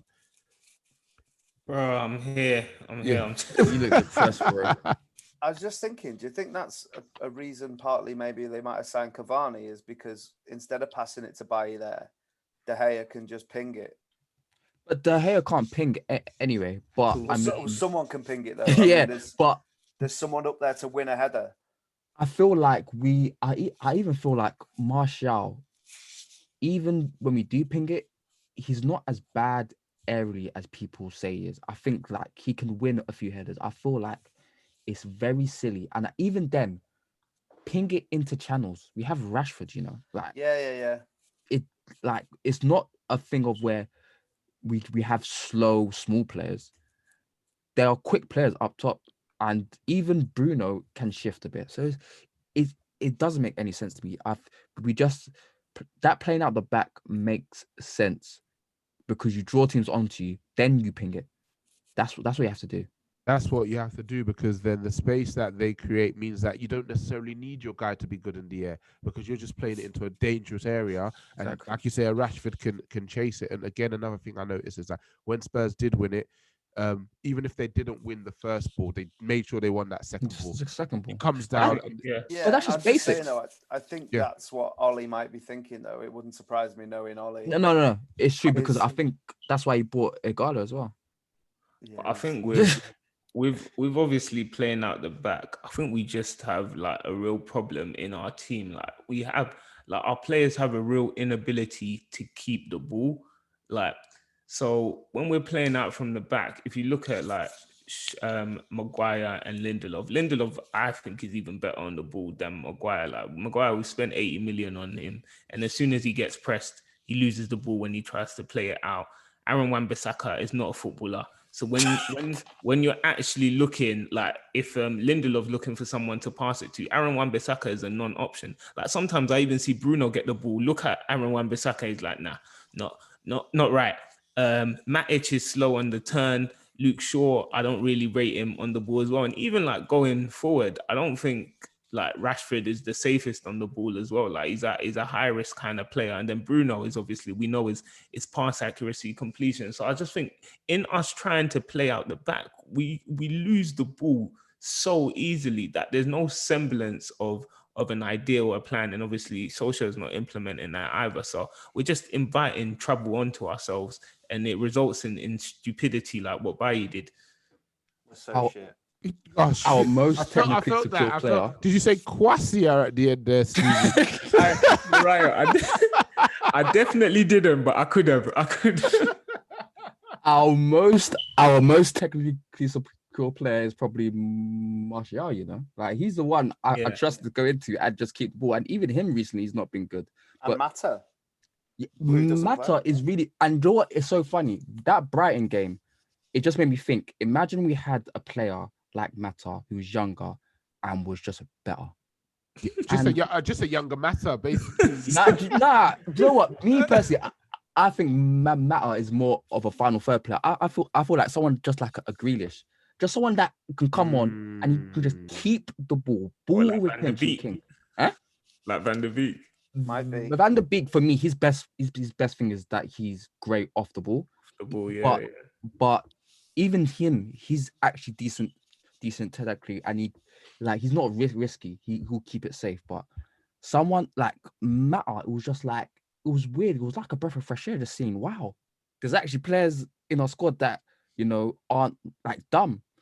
It's just crazy that with like even Pogba, it's becoming pathetic at this point. You're actually 27 years old, bro. Yeah. Let's grow up. I forget the exact scenario which the fourth came across. But I feel like, what did we turn it? We probably turned it over. I think we turned it over in the middle, and Aurier, like he had that space the whole first half. Your mate Luke Shaw's tucked in again. So this time they find him. And this is where I talk about us not having athletic players, because it's the lumberjack Harry Maguire who decides to go out to him. In that, it seems like he points to Shaw to go to Harry Kane, because Harry Kane's on the edge of the box. The problem being, though, where Shaw was or was going to be, was cutting out the pass that he made for Son. So Shaw vacates that space, he was going into that space. He vacates that space to go and cover Harry Kane, because you don't want Harry Kane to get the ball in and around the 18-yard box. But what you actually see is that, I know he's not the best at coming back, but Pogba was already like lumbering back anyway. So if he had played the pass to Harry Kane, you're hoping that Pogba's there to at least bother him a bit. But Shaw goes to Kane, doesn't get anywhere near him, because then Aurier just plays it through Maguire's legs, and then Son gets the goal to make it 4-1. And that's your first half there. So again, we have to. Sure, people in the comments are saying it's by design. You, Alida, you think it's because he's scared of leaving Maguire out on his own, but it's like there's just constant confusion and chaos. Like the minute that, like, when you talk about good low block compact defending, you talk about a team like Atletico Madrid, and it's about constantly shuttling across as a team and cutting off spaces. So yes, we could give you that whole right-hand side, but the minute that pass is going towards the right, we're already shuffling along. So the space that was there when the pass was originally made is no longer there anymore. Instead, we will watch the ball go all the way to that side, and it's like, you know what? I should probably go out to him, you know? And then the person who goes out is Harry Maguire, who's as slow as a truck, a fridge, whatever you want to call him. And he doesn't get any time that puts any pressure on Aurier. Aurier has time to stop, look up. Son and somebody else, was it Lamela? They had two guys who were basically there ready to tap that ball in. And yeah, what do you expect the DDG to do at this point in his career?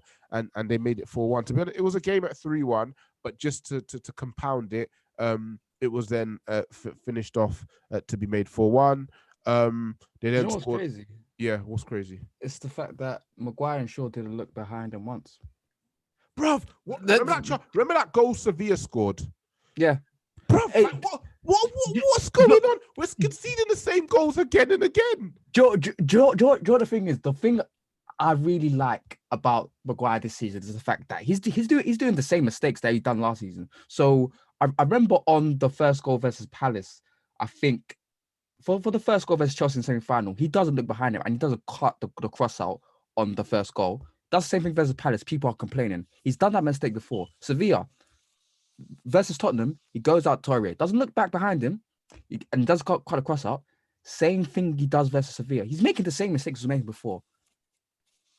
This is scary. This is scary. Like, for me, what I was saying in the chat earlier is like, obviously, like we said, Ollie's probably his ceiling is a coach for the strikers, a coach for the attackers, who comes in and just well, this is what I learned being a deadly finisher during my days. Looking at our defenders, specifically our centre backs, they need a coach, and you hope that's what our coaches do, but they need a coach who's a top player who's played in their position. And listen, it's gonna, like, for example, I think of somebody like Rio, but for Rio it was easy because Rio was always at least almost as fast as the striker, probably as strong, very comfortable in the ball. So even trying to relate to these guys, inferior beings, will be difficult for him. But there's just some fundamental mistakes you do not make as a defender, and something is not happening. They're making the same fundamental mistakes game in, game out. Like, we get, like, our defenders are not necessarily the best individually, but you see in world football, in football in general, that if you're able to have a well-constructed defensive unit and everybody is able to play to a competent standard, and you can cut out individual errors, you can mitigate these mistakes. And we're conceding the same sloppy goals again and again and again and again and again. And that goes to the coaches now, because I'm seeing the players make the same mistakes. Why is that not being cut out? Why are we seeing the same things happen? Well, do you know what the thing is? What defender doesn't just scan the pitch? Like that is correct. Like, Maguire and Shaw did not look behind them once, you know. That's just normal football, like schoolboy. This is how you play football, like, bro. You look around, see what's happening to where the goal is. They didn't even look to where the goal is. Where, oh, hold on, if he passes to Kane, he's still further away from goal than Son and Lamella behind me, who are close to it. That's just football sense. I don't understand. They didn't look behind them once, and that is just scary to me. Like, that's playground football. You focus on the ball, and what you can see peripheral vision. You don't scan behind you. It's awful. It is horrendous. Like, that goal was so bad. Even Bailly, I feel like he could have got to the near post quicker. But you know what? At that point, the fact that Shaw went out and then he doesn't know what to do, there's players around him, I can sort of understand it. But Maguire and Shaw, absolutely criminal. Rattled me still. So then we come out. That's the worst goal of the six by far. Yeah, I've just been on mute, just watching that goal again and again and again. That is abysmal. That's one of the worst goals we've ever conceded in my lifetime. I cannot believe that two Premier League defenders that earn as much as the hair, by the way, both of them together earn as much as the hair. Just to put that out there, just to show how much our goalkeeper earns. Fam, they did not look behind them once. That's just football. Look behind you. That's just simple football. Wow. That is one of the worst goals I've ever seen. Like, Elijah, let's cut the recording here, man. This is we're almost done. This is mad. Maguire's worse than Lindelof. Lindelof doesn't make that mistake. I actually feel at this point, Maguire is the defender of all our defenders that needs to be dropped. Yeah. I feel like no. He's the worst. He's the worst of the three. Like, Lindelof has his limitations physically, but there's the dumb mistakes Bayern makes. Lindelof doesn't make them. Like, his issue is that he's getting out strength, he's getting out pace. Those are his physical limitations that he can do nothing about. But I guarantee you, if Bailly comes out the way Maguire comes out for Aurier, he gets to him and he either concedes the penalty, Yeah. or Bro, that guy is taking off his head. he either can the penalty, or he blocks the cross in. And Lindelof is not making the fundamental mistake of telling his left back to go out to Harry Kane when the other team has two attackers who are stealing in at the near post. Like, Harry Maguire's influence is cataclysmic. Like, he's shit within himself. Yeah, that's cool. I'm shit. But then it spills to the other players because he carries himself like he's this leader, and the guys in the defense seem to like look to him as some sort of leader. So then he has them making mistakes of his own accord. Shaw went out because Maguire told him to go out. He's an idiot for not checking either, but he just did what he was told to do, like assuming that maybe he's thinking Maguire's checked. So if Maguire's telling me to go out, I should go out. I don't need to check because my captain's told me to go out to the man that's over there, and it's Harry Kane. But yeah, no, you're making Shaw look even worse because we're watching it and Lou's like, where's Shaw going? Like, why has he left the 6-yard box to go out to Harry Kane when there's two men in the 6-yard box? And you look, and I see Harry Maguire's pointing at Harry Kane. So yeah, we go in for half time. Bruno gets hooked. There are rumors as to why. We won't speak on that. And Matic gets hooked. We bring on Fred and McTominay. Fuck it. You know that picture with that vid with the baby eating the chicken wings and the milk. Fuck it. Like, if we're gonna go down, let's just go down. Like, you get me. So we sub Bruno, we sub Matic. What formation did we come out in? It was Pogba on the left, middle wing things. I'm not sure. 4-4-1. It was 4-4-1. Okay, cool. And that's Rashford in the middle, Pogba on the left. Yeah. Who was on the right? Greenwood. Greenwood was okay when we had 11 men, funnily enough. This is the first game in a while I've seen him actually pop off some shots because teams are just kind of like doubling it up on him and just cutting off his left foot now. I feel so sorry for Greenwood because it's not his position. He's playing in a crap team. And I feel like we don't utilize him enough. We don't pass to him enough. We focus on the left-hand side. Agreed. And then to be fair, I realized that he has Wan-Bissaka. Wan-Bissaka, yep. So they don't pass to Wan-Bissaka. So then Greenwood doesn't get enough of the ball. So it makes sense, but yeah, I feel sorry for him. He needs touches, I really do. He needs touches, he needs reps. So we try that. Again, the fifth goal comes across along.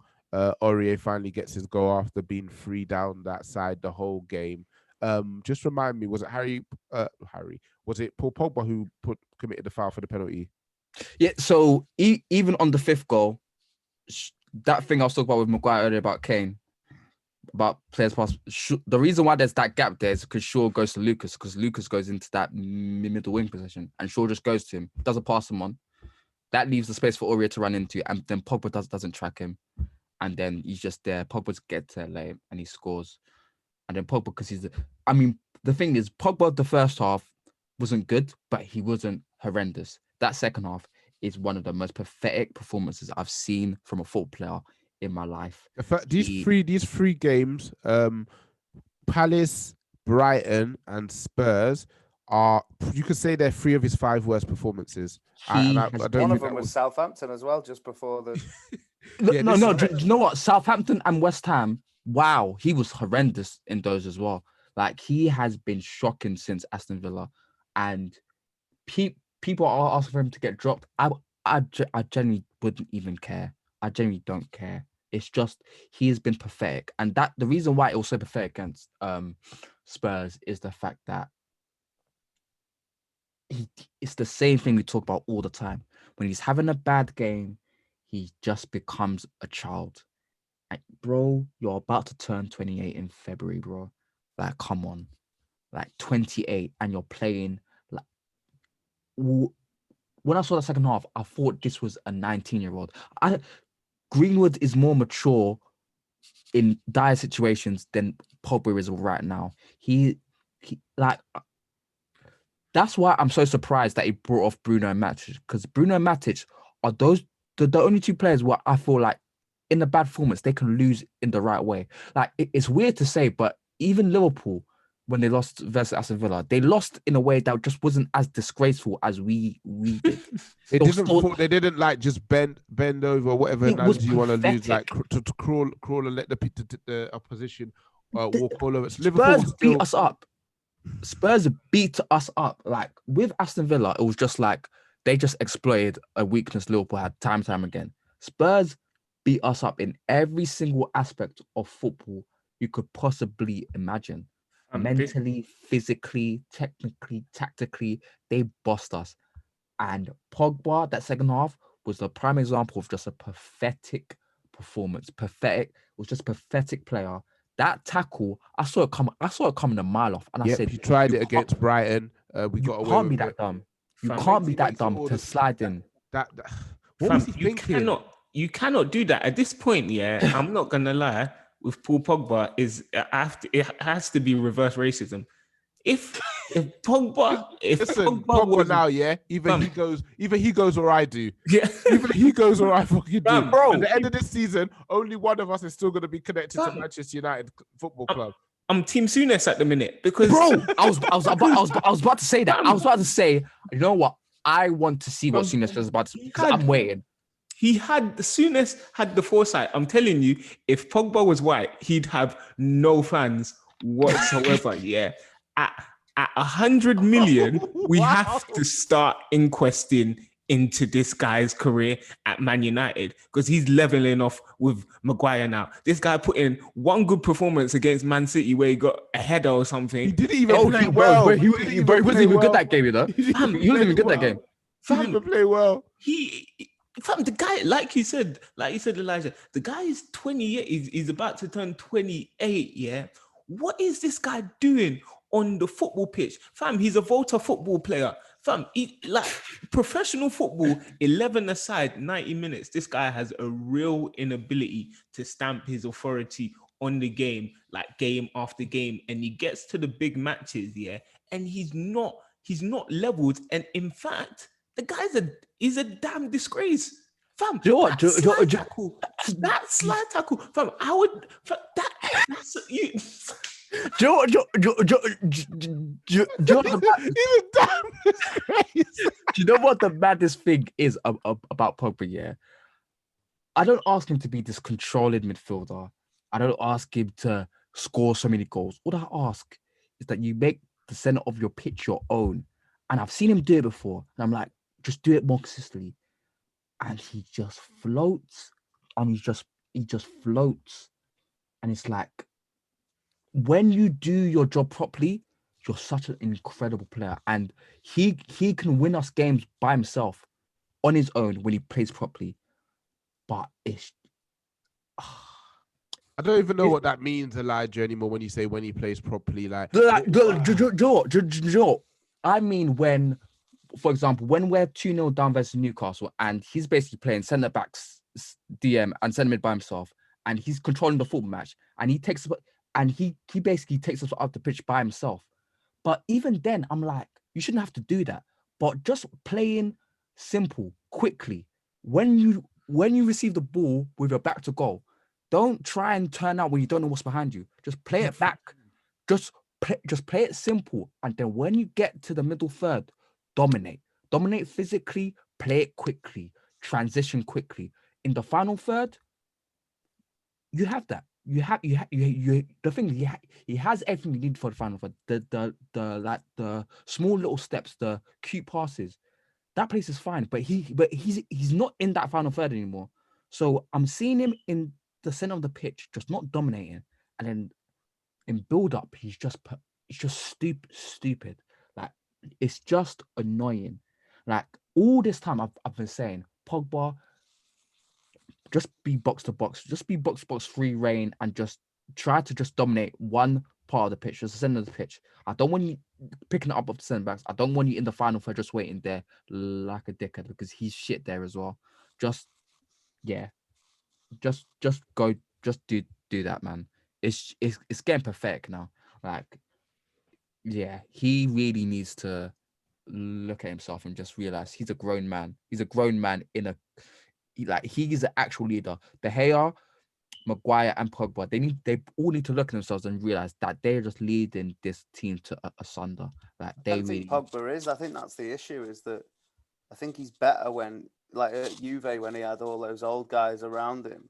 Yeah, but pointing at him, telling him where to go. That's what I'm saying. Like, Pirlo controlled the game.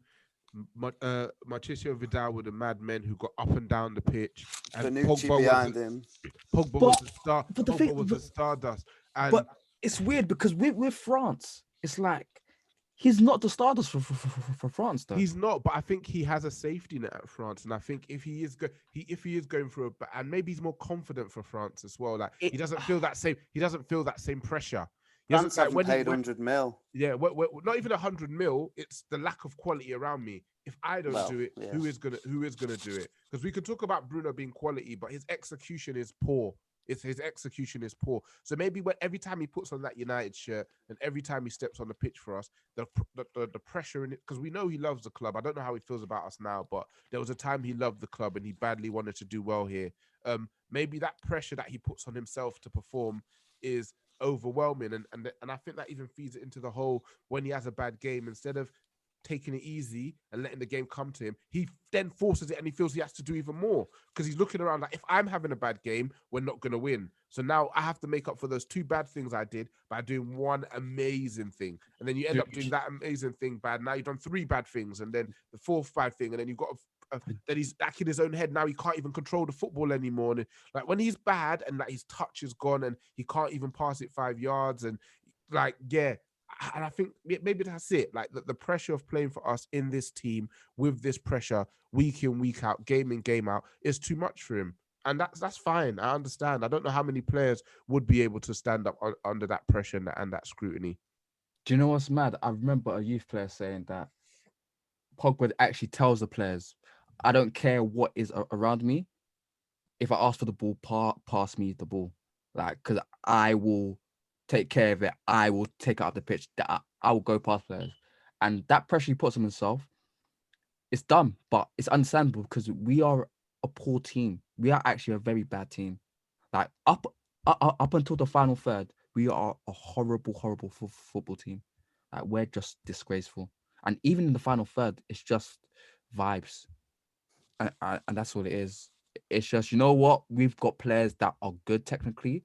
So if you just put them all around together, they'll create something, which is basically our first goal. Our first goal is basically a combination play of Bruno and Martial. And that's it. Yeah, facts. We've been going for quite a while, guys, so I'm not going to keep you too much longer. With all this being said, one thing we have forgotten about is the fact that we are in the Champions League this season. The draw. Look at Danny's face. The draw was done, and we're in a group along with PSG, Red Bull Leipzig, and Istanbul Başakşehir. I think I did that in some level of disgrace. Do we see ourselves getting out of this group? Nah. No. Yes, actually. Okay, Elijah. Battered by Brighton and Palace. I don't Tell us why. Tell us why. No, there's this. I thought you say no. He won't tell us why. Yeah, go on. No, but no, there's this disgusting thing that the players do when Ollie's under pressure. They will pull something out the bag. So I feel like with Juventus and Leipzig, I feel like they will pull a result out the bag that gets us through. I really do. I think with Leipzig, it hinges on that away game. I think versus PSG, it will just have to be luck. But I think it all comes down to that Leipzig away game. I think at home, I think we could steal a draw or whatever. But what happens in that Leipzig games is really important. But then again, we're so bad, we can't discount the fact that we will do absolute bullshit versus Istanbul, Başakşehir. But you know, it wouldn't surprise me if we beat Paris because get beat by the other, because we struggle against well-drilled teams, and obviously we all know how well Leipzig are coached. Istanbul will probably play like Palace or Brighton, like sit back, and we're shit against those sides. Paris will try and beat us, and it wouldn't surprise me if we go like hit them on the break twice and end up beating them. I think the thing Mbappe's out for blood. Sebi's said too much. Sebi's said too much, bro.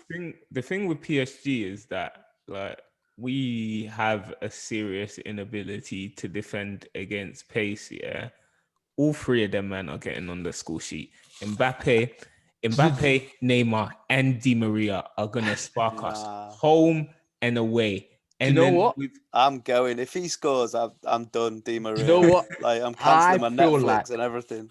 I feel like we're not even gonna try that because we're just gonna sit back. There's no way we can hold a high line versus them.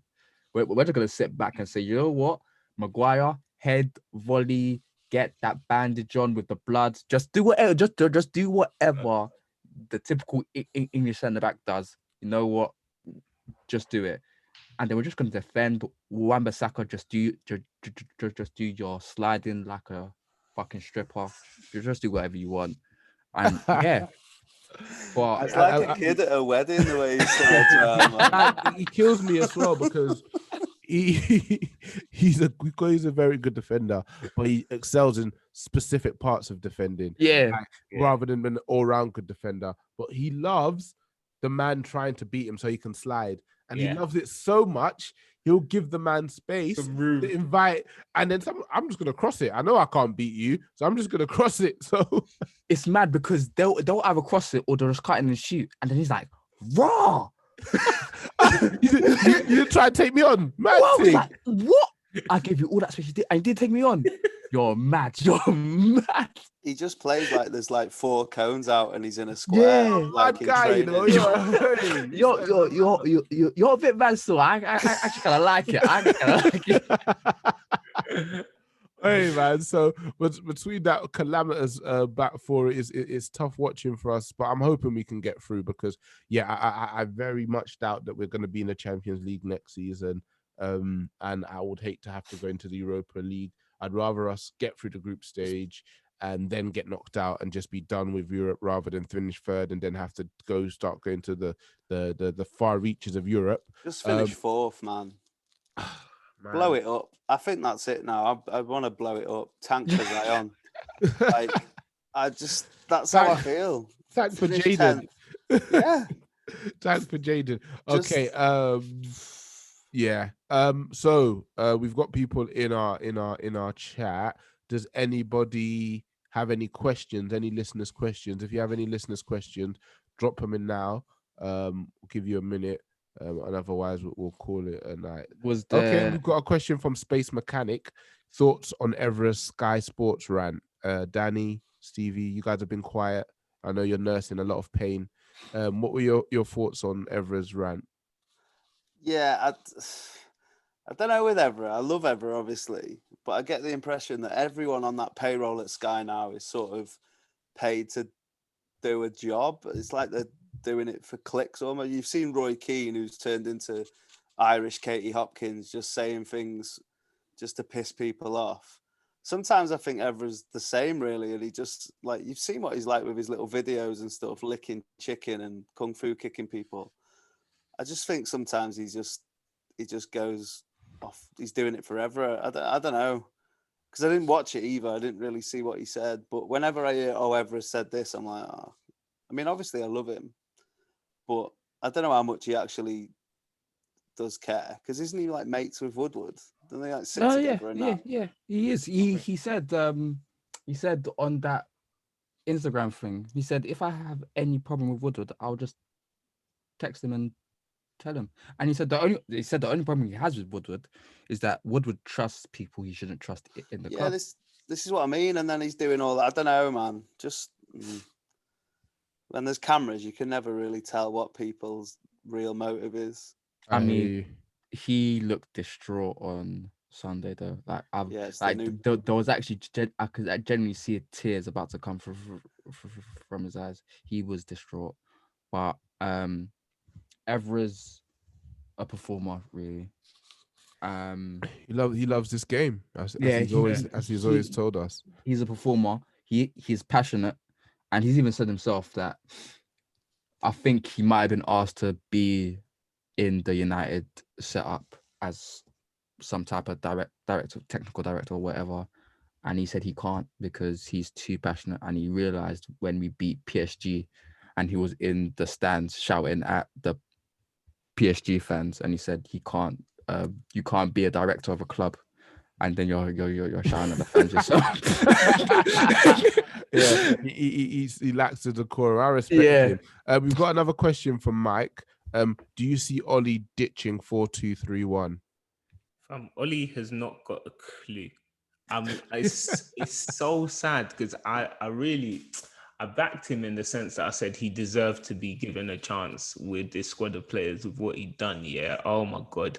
Never have I gone back on my word so quickly. This guy has no clue what he's doing. How many managers are still playing 4-2-3-1 in the league? Like, is it Dated. absolute I disgrace? don't like the passing angles. I don't like how You know what's- we press in it and the gaps it then leaves behind Bruno Fernandes. That's also a pressing issue, but I feel like with a 4-2-3, with a 4-3-3, it's just a bit more compact. What the areas that he's getting into to press means that there shouldn't necessarily be such a big gap, because then maybe Matic pushes up, so then it's a two midfielders, but Pogba, Matic beside each other. 4-2-3-1 just a mess for us. Yeah. What did he play Do you when know he what's- took over?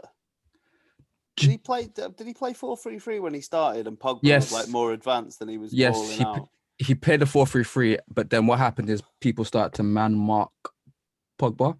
So he Right. decided, I'm gonna drop Pogba deeper so we can progress play better.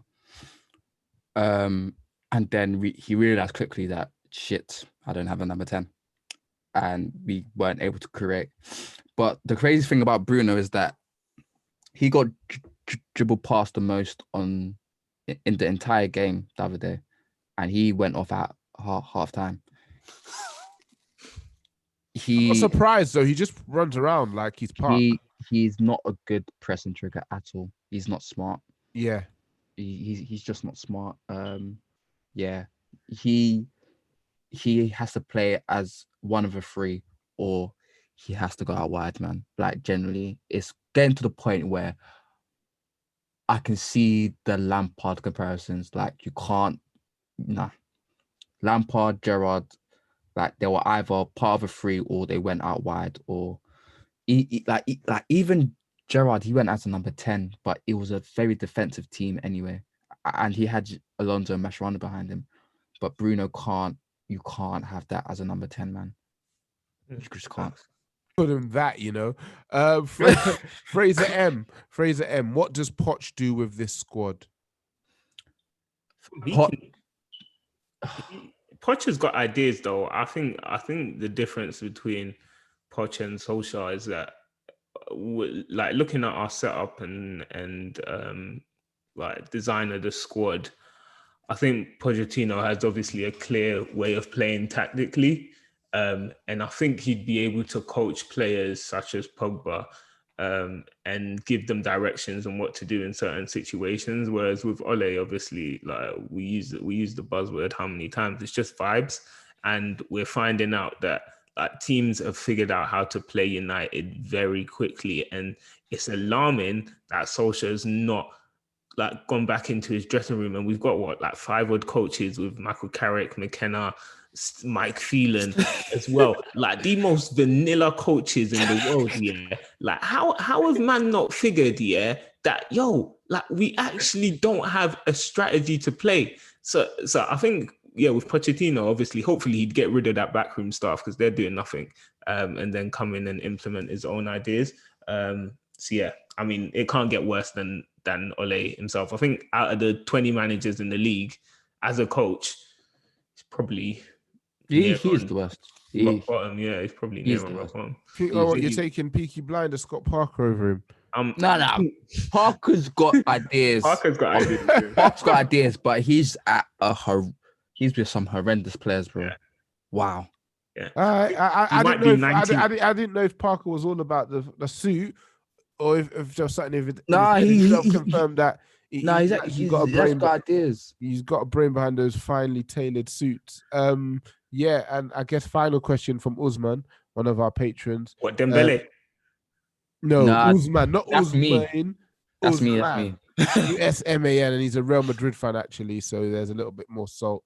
How many goals is Cavani getting this season? How many would you be happy with? I'll go around. I'll start with you, Danny. I'd like 10. I think he's gonna get 6. Elijah. What, 6 in all comps? Yeah, that's a mad thing. 5 in the League Cup. Nah, You know what? Istanbul better watch out. Cavani's eating. Of Bro. his 6, he's scoring 5 against them. Man. Garlo's eating and he can't score nothing. Yeah, he's eating pound of yam and a gussie, bro. Cavani.